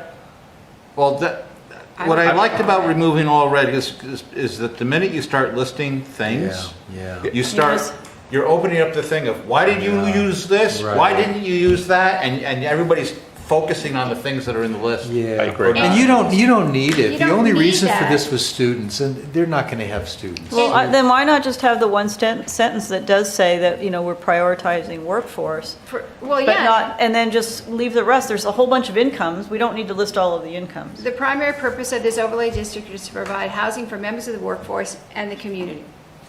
Affordable housing for members of the workforce and community. Maybe then we say units shall prioritize households in the workforce. Yeah, and let's leave it at that. Do you need I'm- to? I mean, it Yeah, doesn't mean because it's, anything. because we're saying we're not allowing people We in there. just said. We're saying Yeah, we just said it. that they're though. It priority. gives a little air cover. But don't we already say that in the purpose? We do say We the do. purpose. Yeah, I think we got it in the wrong place now. We buried it midway through, Oh, it's in. and we got language. If you've of got it in the purpose. purpose, that provides, It is up there in like the. Oh, it does say Number that, one's yeah. one of eight. Provide reasonable and realistic A1. opportunity for the Yeah. development of workforce and affordable housing. And that says it, ensure the availability of a diverse supply of rental opportunities. yeah, the purpose is pretty good. And provide an adequate supply of affordable housing in Durham as set forth in the town's master plan, which does talk about of all ages, by the way. The master plan says of all ages. I think you might be wise to just. What Just if, use H. I get Does an that mean idea. that we have Something H down brilliant. to 2 sentences? Just, what if H, up above in G, we talk about housing vouchers? Yes. And we're very clear on that, right? What if we change H to housing guarantees or renter guarantees, and we just leave that last sentence on Yeah, H? that would work. Yeah. That would Just work. Yeah. the last sentence. That would work. Yeah. And that is in an effort to address the student issue. Yeah. Okay. So we change, it's no longer H, housing for workforce. It's housing guarantees. Yeah. We just, yeah, I different like that. angle for the same purpose. I think you're ready to go to public hearing with this. Okay. We don't Just talk a anymore. thought And on that one H. typo that you keep missing. Yeah, okay. I And think I'll just finalize the word with Paul, but it'll be exactly what the substantive, exactly what you're Okay. talking about. I'm going to be busy tomorrow, so I'm not All going to right, have time to look no, at that's it. fine. I know what you Something want. more. It'll be no change, just clear language. I'm just wondering for the third parties, we're accepting section 8. Do we want to say it's from third state parties that are not state entities or that are not public entities? I'm asking if as a veteran, you might get housing assistance that would not be considered section 8, for example. Veterans still get Section 8 housing on the list. So they do get a Section 8 if they qualify. They're prioritized. And that's why it takes so long to get one, because elderly, people with children, and veterans get prioritized. But is there a second program out there? Is No, there then some they get- program other than Section 8? Well, it If does you're- say Section 8 / housing vouchers. If you're a vet, you get your pension or you get a disability. Because if you qualify for disability, 100% disability is actually quite a bit of money. All right, and you're keeping the name, it's the workforce housing ordinance. I wouldn't change it now. Okay. Don't, Yeah. you're just going All to. right, I know exactly what you want, I'll just clarify the language, nothing substantive change. And you can go for public hearing on August 14th with this. All right. Great. I would try for open space. Well, I would. Let's do, we're going to have to incorporate comments later. Yeah, we could wait We'll and see what the we get. comments. Oh, right. Yeah, we're going to get Well, I was comments. just gonna, but I guess on open space, we would take input from the public and then there might be. One more If the thing. public shows up and says. Well, I mean, it all depends on who the public is. I I'm mean, printing it. you know, Well, Richard. I think, and this will be another night, let's go to public hearing, let's get some feedback. Right. But I struggle with the 20% number as well. I think we're going through all of this, we're giving all the density bonus, and in return, We're only getting we're 20%. only getting 20% at 80%. No, but you're getting, But you're but it's getting- all fair market rent, which is below market. But It's like- from what we hear, what is fair market rent is just an average, right?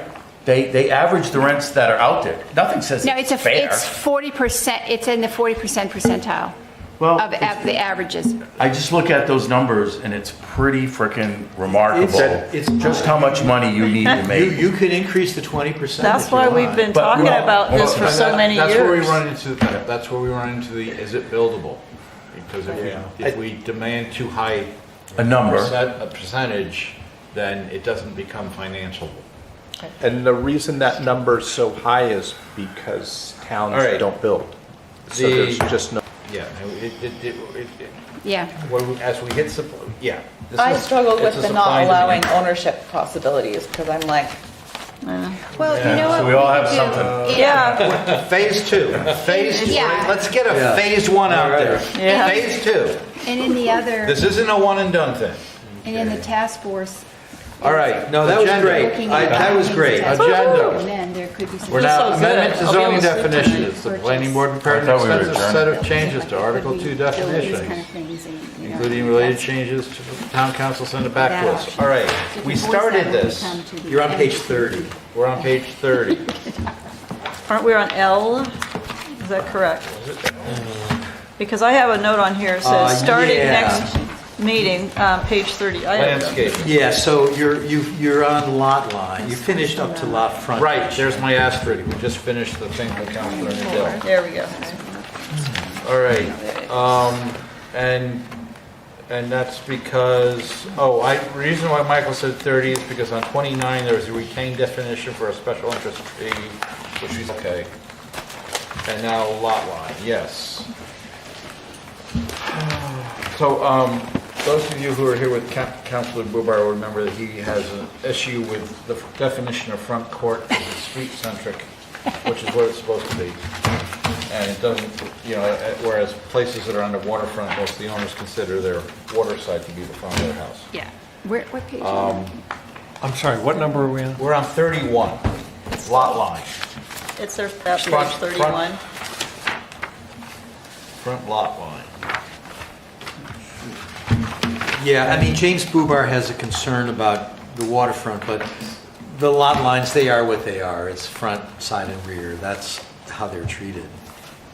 So I think you're all set on this.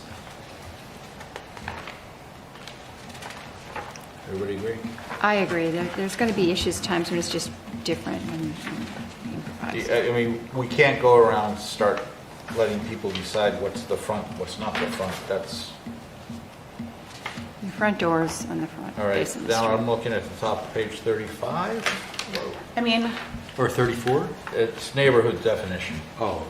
Yes, And how are we jumping ahead? How do I know to Oh, jump go, ahead? you're really For the just, purple. Oh, got it. Just looking for the purple. Because everything else we've already beat to death. It's on and I think you're done with the green. 34. Yeah, just the purple. At least on my- But am I moving to the July 11th packet that I have here? You can use the July 11th packet, Or you yeah. could use the one My online. July 24th packet ends. Yeah. Right, the July 24th has to go back to the Okay. previous packet. I'm just going online. So what's it, oh, is anyone looking at July 10th? No? Yeah, I that's the am. one I'm Yeah. using. Okay. So What it's- page Because you that's on? page 30, bottom of page 34. I'm with you. Oh, bottom. So on the neighborhood, Because this is the one that had all my notes on it, and I wasn't going to copy them again. I don't have anything on the bottom of 34. Neighborhood, that's because the it's- comment okay. part is on the next page. Got it. But it goes back to the definition on the previous Got page. it, okay, I'm clear. So is semi-contiguous like semi-pregnant? so just eliminate that, is that all right? Eliminate or semi-contiguous. We don't want to be semi-pregnant. Okay. What would that mean anyway? But semi-continuous? And what would semi-pregnant mean? No, that's when your eggs are still in the freezer and you haven't brought them out yet. Moving on. Well, isn't that what it is? It's You fertilize the eggs. Okay. Don't worry about it. Insensitive to pregnancy. Move on. Then that gets us to ordinary high water mark. Your pregnancy sits next to your ice freeze. And, and yeah, the question is, should we go in and use the definition that the Conservation Commission is currently trying to get? They're going to send us one soon. In Well, fact, Mr. Kelly, do you have any ideas on that? Yeah, you know, I didn't get to report on the Concom at our last meeting because I was late and it wasn't on the agenda tonight. But I do take notes on that matter. But we could save that for later because at our last meeting, we did not get to review it. We went long and not to review it until our next meeting, which is when, Michael? The fourth Monday in August. So it's going to be a while. and you're getting a presentation Do from you the feel Housing like Task we're on the Force. final review, or are they going to be at this for a while yet? Oh, it's going to take a few meetings. So, I do have an issue still with off-highway recreational vehicle. Because it says see all-terrain vehicle, but we've also struck all-terrain vehicle. Yeah, we dealt with that during all-terrain vehicle. Okay, but no one picked up on the fact that under our table of land uses, we specifically say that the following uses are prohibited in all zoning districts. And amongst those is all-terrain vehicle / off-highway recreational vehicle facility. Don't we know what that is, though? That means the trails. I mean, we have a tendency to, if something is in the table of land uses, to have a definition for it. If we feel like it's a safe thing to say we don't need a definition for this, then we can scratch them. Well, what do people think? There are definitions already written. I don't know if it feels like, you know, Because I'm pretty we're sure opening things up to interpretation. we don't have a definition for cemetery, but I think everybody knows what a cemetery is. So, I think we need one. Like, is it for pets? Is it for people? A burial ground and a cemetery and a graveyard are three different things. So if you did, if you, So they have the same thing. if you return that off-highway recreational vehicle, would you just return the language as is and say this does not include electric bikes? I mean, maybe Like we can Specifically? start with the feeling is that, are we worried that it's vague in terms of what that might look like? And we could see arguments on and on about what is and is not an all-terrain vehicle, off-highway recreational vehicles Well, that was facility. part of the issue we had with the previous definition is with the advent of e-bikes, e-boards, et cetera, putting a electric motor on just about anything, if you don't, you know, it was becoming a question of what is, what isn't. And if we don't leave it off the list, are we giving explicit permission now to go do it? I mean, I don't want to revisit and rehash the entire conversation.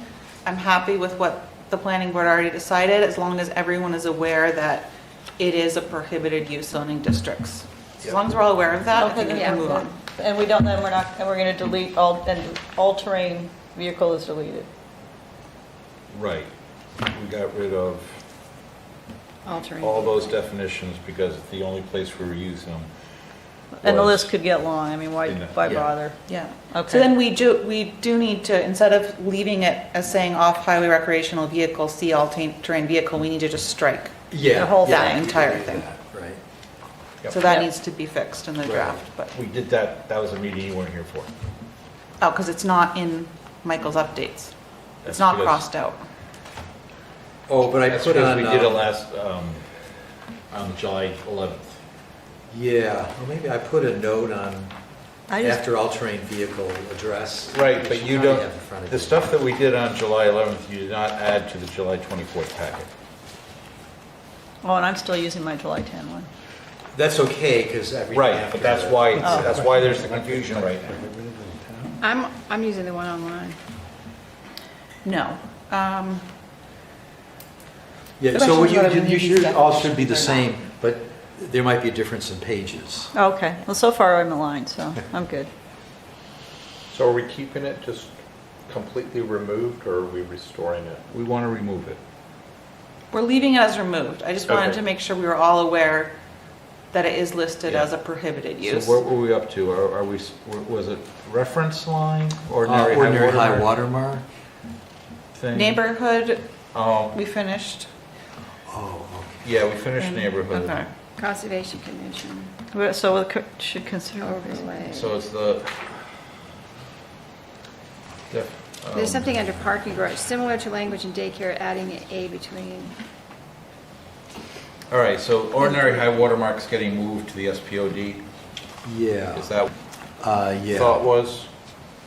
So that we're going to put a note on ordinary high watermark to move it, Yeah, we're just Okay. going to move that to, which is Okay. kind of what they were, a modification of what they were suggesting in the purple. All right. That gets us to 38. We're going to replace the definition. It'll be in agreement with the Concom. yeah, And we're going to take it now and just move it to the, Okay. that way we can keep moving with it until their modifications come.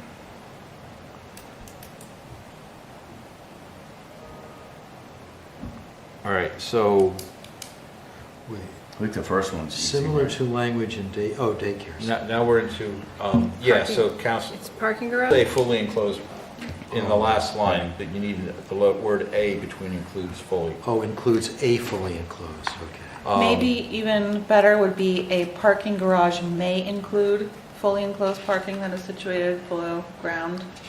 So then it's an option, it doesn't have to have. Yeah, Yeah, good, yeah. Depending right, on may the design. include a fully enclosed. And,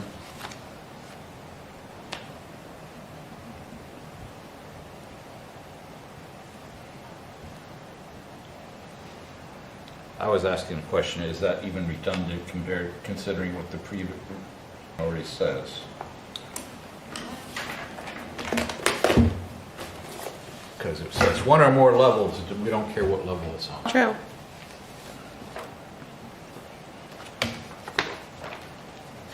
Who's doing the answering here? In the red, Yeah, I believe that was Michael, okay. the deep The red darker is- red, the cranberry Yeah, red versus the Christmas red. I could have used yellow, but Sometimes it Yellow's doesn't come hard to out read well. on. All right, now, the one comment that we have that I made a note here has to do with this definition.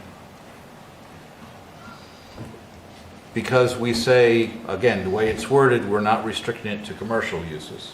We're including residential uses, which includes all the houses that we live in. On park, are you still talking about parking garage? Yes, yes, I'm talking about parking garage, because, and how it's related to the table of uses. So this definition of parking garage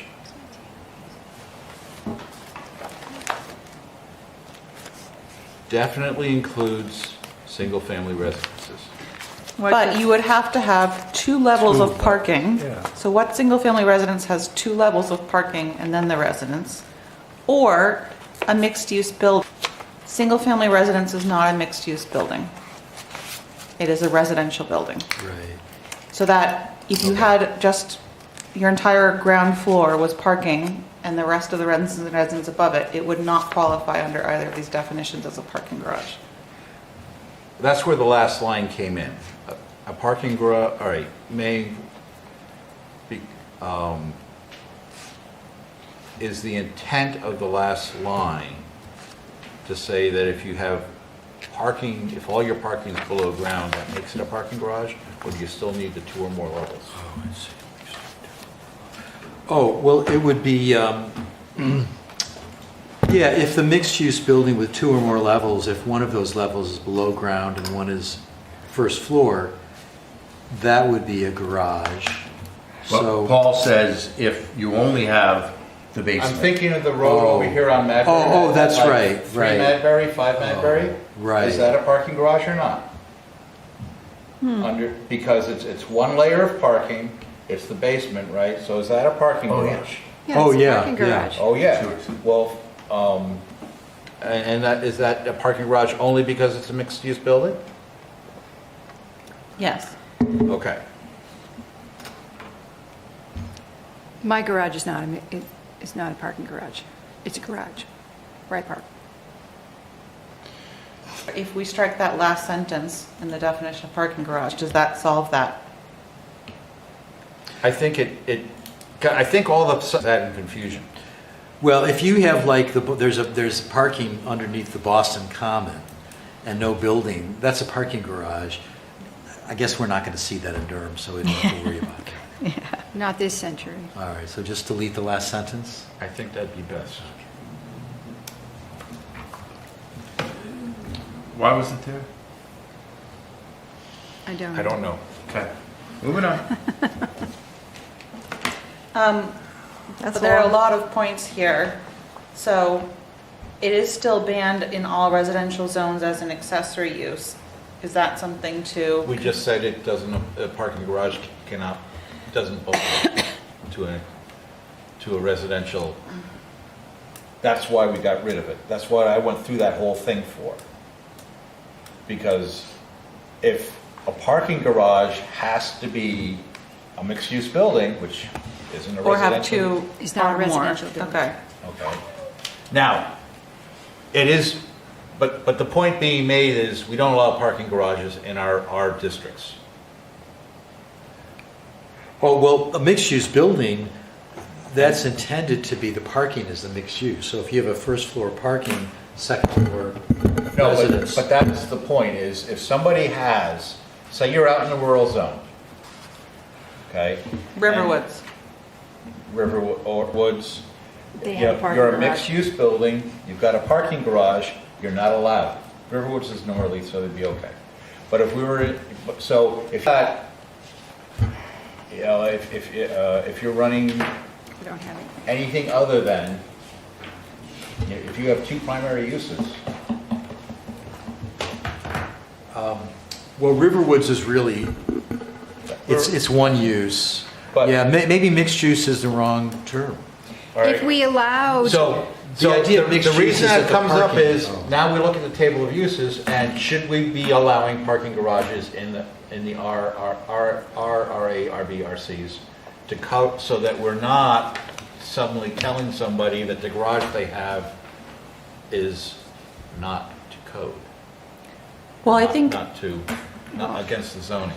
I would suggest we draw a difference between a residence that has structured parking, where that parking serves the residents, and it could be multi-unit, it could be a nursing home, whatever, versus A parking garage.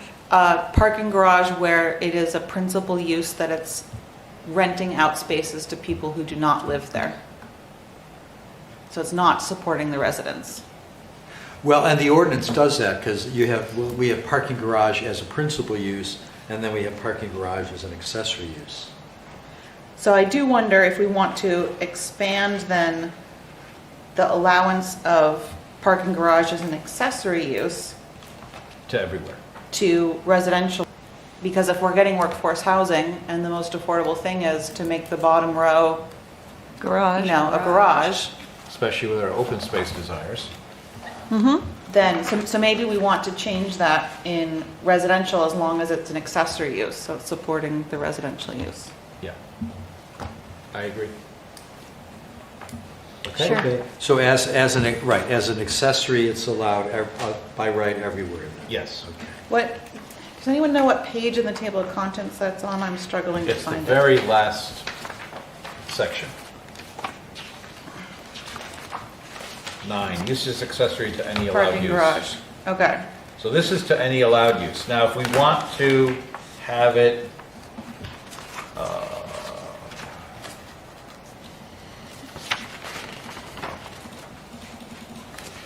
is there a, where's the accessory to any residential uses? But you know, one advantage of not making that change, there would be an advantage to doing that later, because if you make changes beyond the council's comments, It's going to the start. whole, they're going to look at the whole thing fresh. And This it'll is be the confused. council's comments, It's though. part of their comments. But this is, but if you make parking garage a P in the residential zones, then that's a whole That's a new new thing. change. I would, I don't know, maybe we could highlight it as a new thing, but. I mean, unless we want to put it as part of the changes in the workforce housing ordinance. Well, no, or you, because the next thing you're going to do is the table of uses, you could just do it with that. I think it'd be better to keep definitions that council's looked at separate from the table, because that way the council's done with it. You make your adjustments and there's nothing new for the council. But if you start adding new stuff now, then, I mean, I guess you could, and they kind of just highlight it for the council. But the good thing about keeping definitions separate from the table is council's already seen the definitions. So you're responding to their comments and they should be fine. Well, and that was my only reservation, to remove a sentence where a counselor was just looking for the word "a" to be inserted. And we found it best to remove the whole thing. Instead of putting an "a" in there, we decided, let's get rid of the whole thing. And that's why I asked, why was it there? A parking garage may include a fully enclosed parking, may include. You can't have may and You can't have A. may in it. It has to, Yeah. there's no A. Yeah. And I like it because I don't want to go backwards. I'm sorry, but I do want to bring up that one point. If it changes that might be a little out of bounds, we're striking language that. Council's already looked at. I mean, you can they're expecting you to make adjustments to their Okay. comments. All right. If you But feel if that- it's, As long as they're staying on the definitions that they're, because, I mean, we may not agree with their comment, but it might. Oh, it that's might true. raise a valid point, but we see a better way of resolving it. yeah, so that way, I would suggest not making other changes. at Because the I'm table looking, for well, that. I'm reading your responses to some, does a residence with parking in the basement and living quarters on the upper floor or two constitute a garage? You say yes. Even though the intent is that the term not apply to single-family houses, this should probably be clarified. So that you have that almost at the bottom. It's the next to last comment you have on that page, and we still haven't addressed it.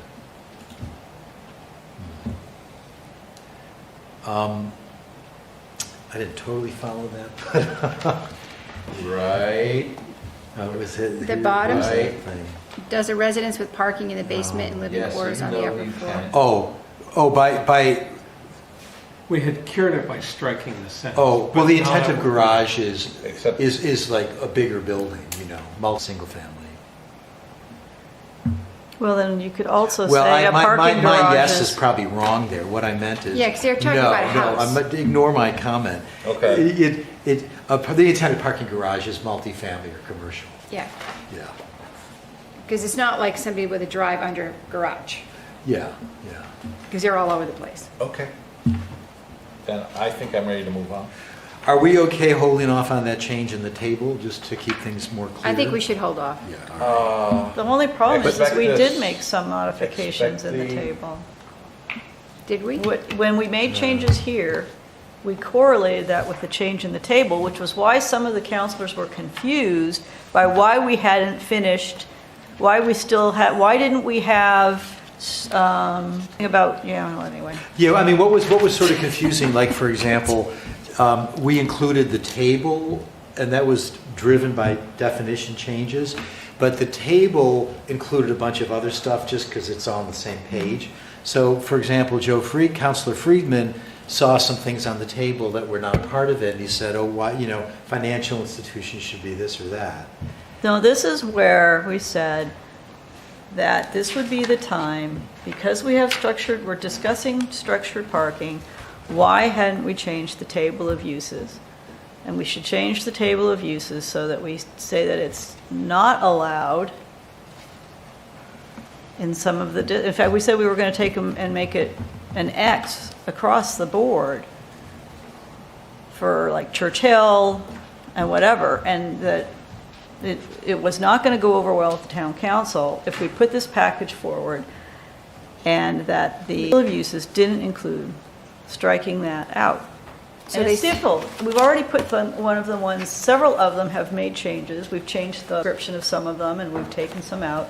That in this one, if we're modifying that, we know this is for this and this is for that, that we should just go ahead now and take it and make it an X, where we know that nobody's going to want structured parking that's related to. Like in professional office in Churchill, courthouse. Correct. Coast Corner. Exactly. Just do it now, and then when it goes Central back to the business. town council, it won't come up again, because it'll be done. Why don't we want structured parking in those areas? I was wondering the same thing. Yeah. Because the town doesn't want structured parking Well- in those areas. Well, I consider myself part of the town. So somebody wrote a letter to the town council, and the town council simply accepted it as face value without any discussion, and said, and basically go back and get rid of structured parking, which I thought that was not worth sharing with you until now. Well, I'm glad I brought up the chair. They did that It's always recently. confusing when it's mentioned When that we the were community presenting this doesn't want to it, the and I'm like, well, council. I'm part of the community and I know people. Well, you And you know- can change Because, that. But- and the reason I didn't bring it up is because that's not a discussion that one letter to the town council should create a decision, It can create discussion, can certainly, create but discussion. not a decision. But not a decision. but not a decision. So are you saying this is what we have here now, parking garage principle? Is that, leave Yeah, it like so that? right now, parking garages are,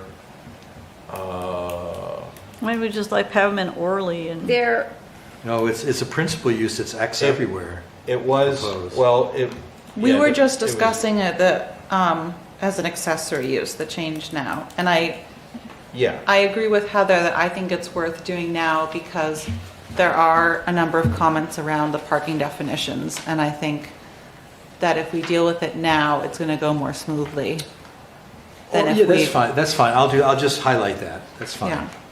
Yeah. well, so we're doing what? does the board agree, though? Well, are we talking use or accessory use? Principal use, we had already said was going to be X across the board. Okay, so we're talking So about we're talking accessory. about uses accessory to any allowed use. So I'm looking at this and I don't have a problem with what I'm seeing currently. I'm It's seeing permitted. X's in the R's, all the R's, it's all X's, right? And it's all Ps in the commercial and research industry. Where it should be. So we As were accessory. just discussing changing accessory use Yeah. of a parking garage to permitted in the residential zones so that it could support multifamily or a nursing home. And then we have a series of comments now about surface parking as well. And whether we're gonna be changing the table of uses, time that we're changing that definition. And we, And they're asking us to make this decision now. they'd like, yes, they would like us to Well, make it's- the decision now. It involves a bit of a discussion. I agree. And maybe, no offense, but maybe the council could wait. And they Still could trying to figure out which just one deal we're with on that. again. fact. So are we talking about We're s- structured parking we're still? still or on we parking. shift? Parking Okay. garage, I think. Okay. We're on Yeah. Parking. parking garage as And- accessory use. All right, and if we get in, I'm not sure we can finish this discussion tonight. This is a, Oh, under parking garage, so, right, mixed use, it should not say a mixed-use building, it should say a commercial or multi-residential building. I use mixed use because I was thinking parking is one of the uses, but it's clear if that's confusing. If it's just multifamily, residential, or commercial. Okay, I was thinking about structured parking. I apologize. Oh, I was just clarifying the mixed use under parking garage. Is that all right if multifamily or non-residential? It's a nursing home, a family.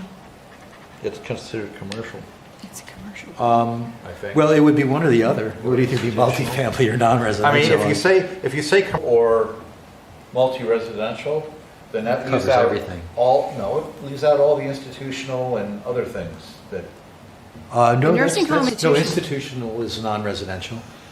But we had Yeah, just you said said, multi-residential. No, multifamily or non-residential. Oh, okay. Yeah. So that Okay. covers everything other than single family and duplex. So let me think.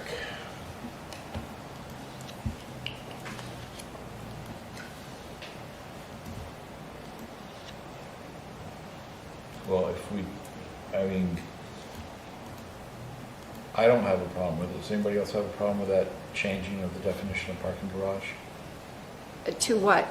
From a mixed-use building to a non-residential or multifamily building? So parking garage would say a building or portion of a building that includes 2 or more levels of parking for a non-residential or, mixed-use Mixed residential. It doesn't make sense with 2 or more. it A sounds. building or portion of a building. Well, the idea I that mean, it's, most it's parking either a garages- standalone. Okay, yeah, that's what it It's either a is. All right, standalone right, with 2 or right. more, or it's a mixed use with. So I Well, kept getting mixed up with structured single-story, parking. but The it's structured enclosed parking. garages, and that's a parking garage. If it's well, you wouldn't really see that, but if it's 1-story, it could just be a 1-story parking garage. Yeah. I don't know why anyone would build that these days, Well, but they- that's true. So Well, it's At the because middle that's the school parking is support the the solely building garage? accessory use. What? But not by using this not a definition, Solar building. canopy. We have not a a definition for a solar It's canopy. a solar canopy. we're safe, we're covered. It's a big, tall solar canopy. Well, maybe it should be a building or portion of a building that includes at least 1 level of That was a parking. touchy, That would, original solar thing, that was a touchy thing. which, I have a question. yeah, we know when we see it. Well, What is it, Heather? yeah, but we have to write. Well, I guess I get confused because when I got to parking lot, I didn't think that this was a parking lot as an accessory use. And then then we go on to structured parking and surface parking. So I got stuck with my brain thinking about those other ones instead of this because of the fact that we have 2 other parking lots. So I apologize, I started some of that discussion, but you're right, a parking garage to me is, like my parking garage. I just call it a garage, but. Call it a parking garage. I think the Or a point of reuse. this is to try to is to say, if you have multiple levels in a large building, you don't want multiple levels of parking, and you don't want, you also want to make sure we're excluding the residential houses just lifted with parking underneath it. Right. So what are we hung up on? I'm not quite sure what we're hung up on anymore. I'm not either. I was hung up on structured parking, which I was confusing with parking lot. I don't even know why we need, what are you looking at that has structured parking, because that should be struck out. Yeah, we're losing that. oh, okay. That's Well- where I'm confused, because normally we put it, the line there. I have some says- concerns about losing that without simultaneously addressing that confusion.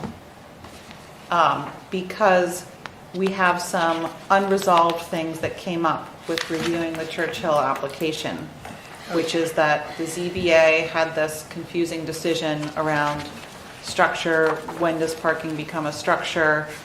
And I We never am clarified. am concerned about passing these definitions as a change in the town ordinance.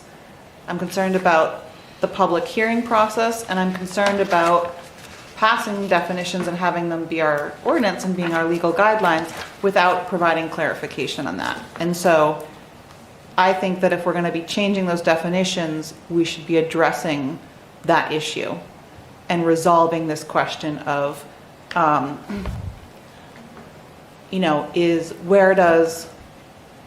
when you have a lot of retaining wall or other mound or something like that, when does that become a structure? And I think we need to address that because of the past issue we had and whatever we move forward.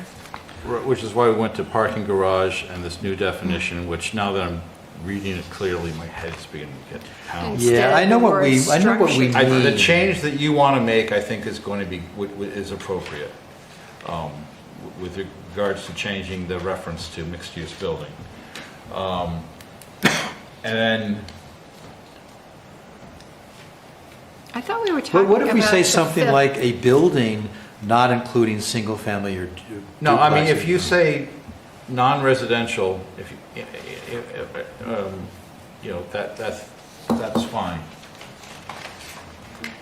Didn't we talk about fill? Because then in regards- anybody's garage that's part of their residence is not a parking garage. And it just doesn't apply to whatever. It's just considered an accessory use to the residence. And there is a house on my street where, and Richard, you probably know the one that's closer to where you live, the entire ground floor is a garage because there's very little space on that level because most of the house it's a very hilly property. So most of the house is above, the ground floor is just a garage, and then the house is on the second story because it's mostly. We have there's one of those on Edgewood too. Because it says, yeah. So we It's do up see on- residences, Yeah. that are built that way. Yep. All right. No, what I'm trying to do is I'm trying to survey the town in my head right now, trying to figure out where we have parking garages based on this definition. The only Uh, ones, uh, we a few downtown, that's it. As it's currently written or as we're looking to Yeah, revise The it? blue, Either. Okay, because you called it out, right? One Madbury, Yeah. Riverwoods? yeah. right? And then if you go around the corner and you head towards the UNH Health Center, there's another one on the right. And I forget, 10 Pettigrew. Yeah, 10 Petty. Yeah, right. And Riverwoods and, And they're all one garage and then housing above. yeah, or it's the whatever housing above. So, I mean, that's Mixed the use. type of, it's the model we're seeing because it costs a lot to dig in the ground and put something, further down into the ground. and if you need, Well, if you need density, that's a good way to achieve it. it is, which is why I'm leery about suddenly putting a bunch of X's Right. next to Well, it. that's why I think we should be doing a bunch of Ps as an accessory use, not Xs. So you're suggesting, And that's, yeah, exactly. They should That's the only one be that for I think people are accessory. going to choke on, but yeah, I think they'll I freak agree with out. you. So make it as permitted as be accessory for Either a, P across the board or maybe not in the RA.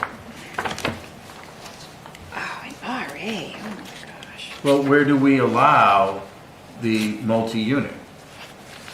Nowhere. Not That's something anywhere. that we Nowhere. haven't talked about yet, but that's something that's going to change. Then why do we have to Like- change the table of uses tonight then? Well, there's some, might be some other nursing home type things, school, government facility, hospital. I mean, government's exempt. The government, Yeah. if the state wanted to come in and do new offices, they could put a parking garage wherever they want. If Durham wanted to do it, they could do whatever they want. Yeah, it allows other things other than single family. I mean, But you're probably not going to see a garage with an adult daycare facility. No, 66, they, if they redevelop 66 Main, there'll have to be a garage, there'll have to be a parking structure there. Yeah. But it's already allowed. I mean, we do allow age-restricted multi-units everywhere, in all the residential zones. Or senior, I think council was going back and forth, I forget what, Or you could why not make it conditional use? Oh, you better be laughing. Yeah, you better be joking, Nick. Well, I wasn't, but I can see that's not going far. No. It's a naughty word.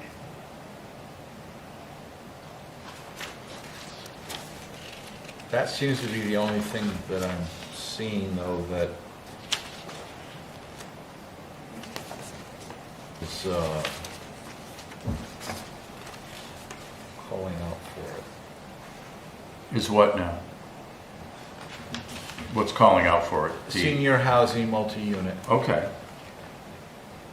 So it's a, And, It's permitted, Yeah, and just there's about. there It's was per- just one more that I ran across. Senior housing multi-unit and is in. permitted everywhere.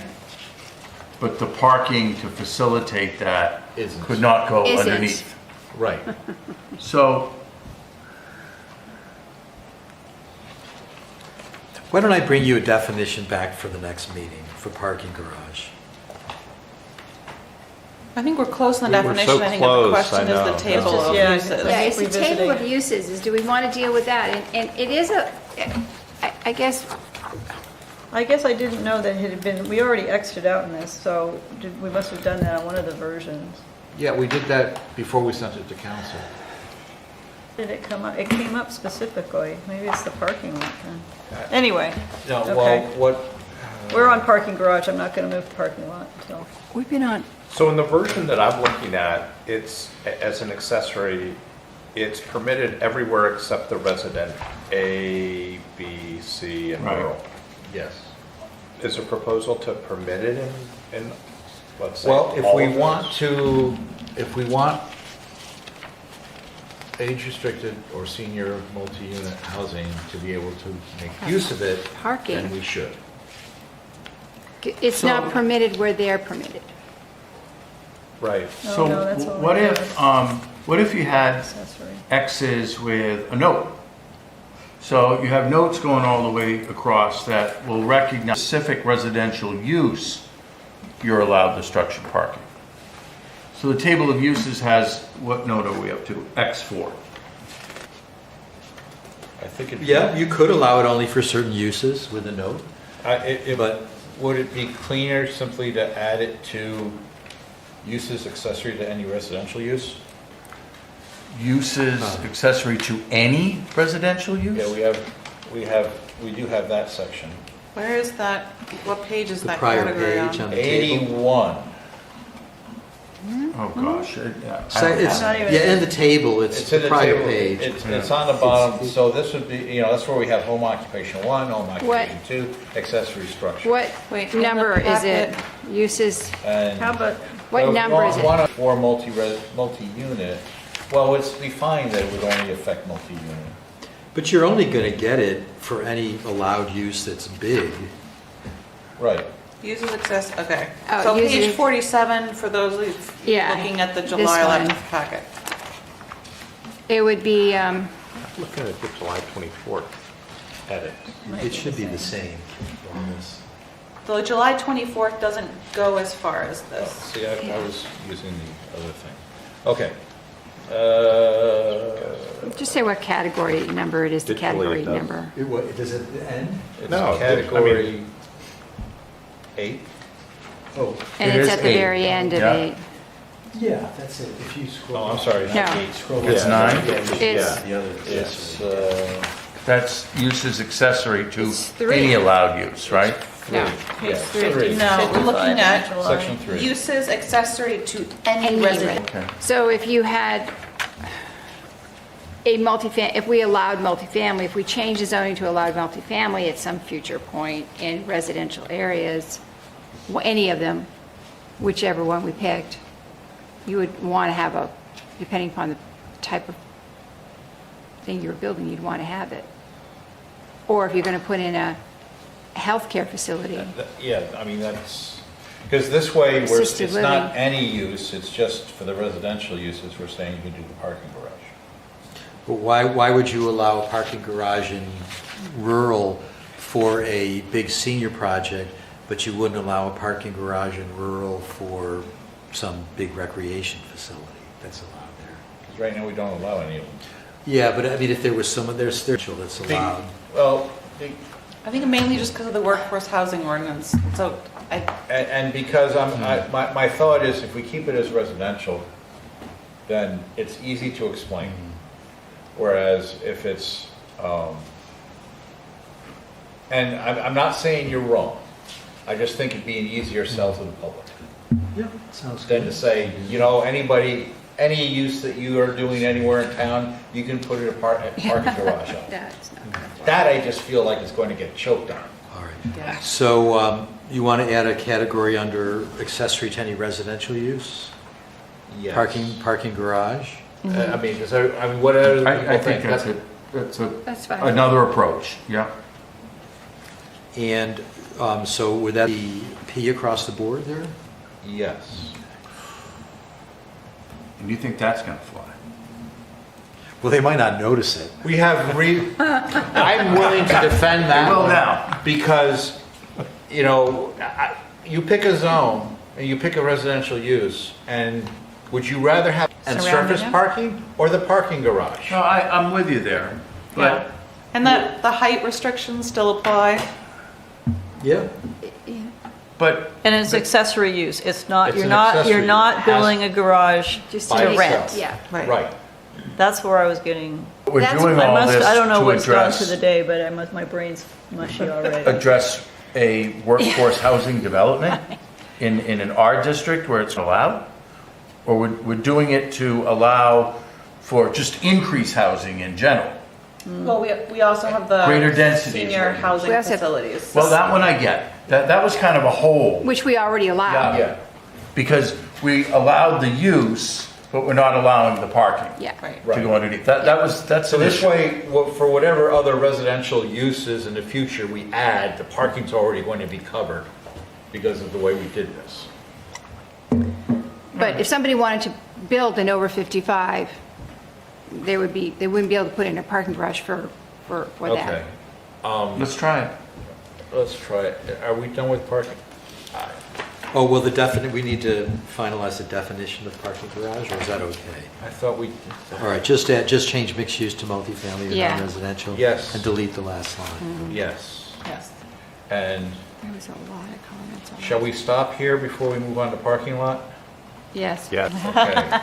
I'm putting my big asterisk here. Okay. Did we answer all the questions we needed to on garage? I'm not sure.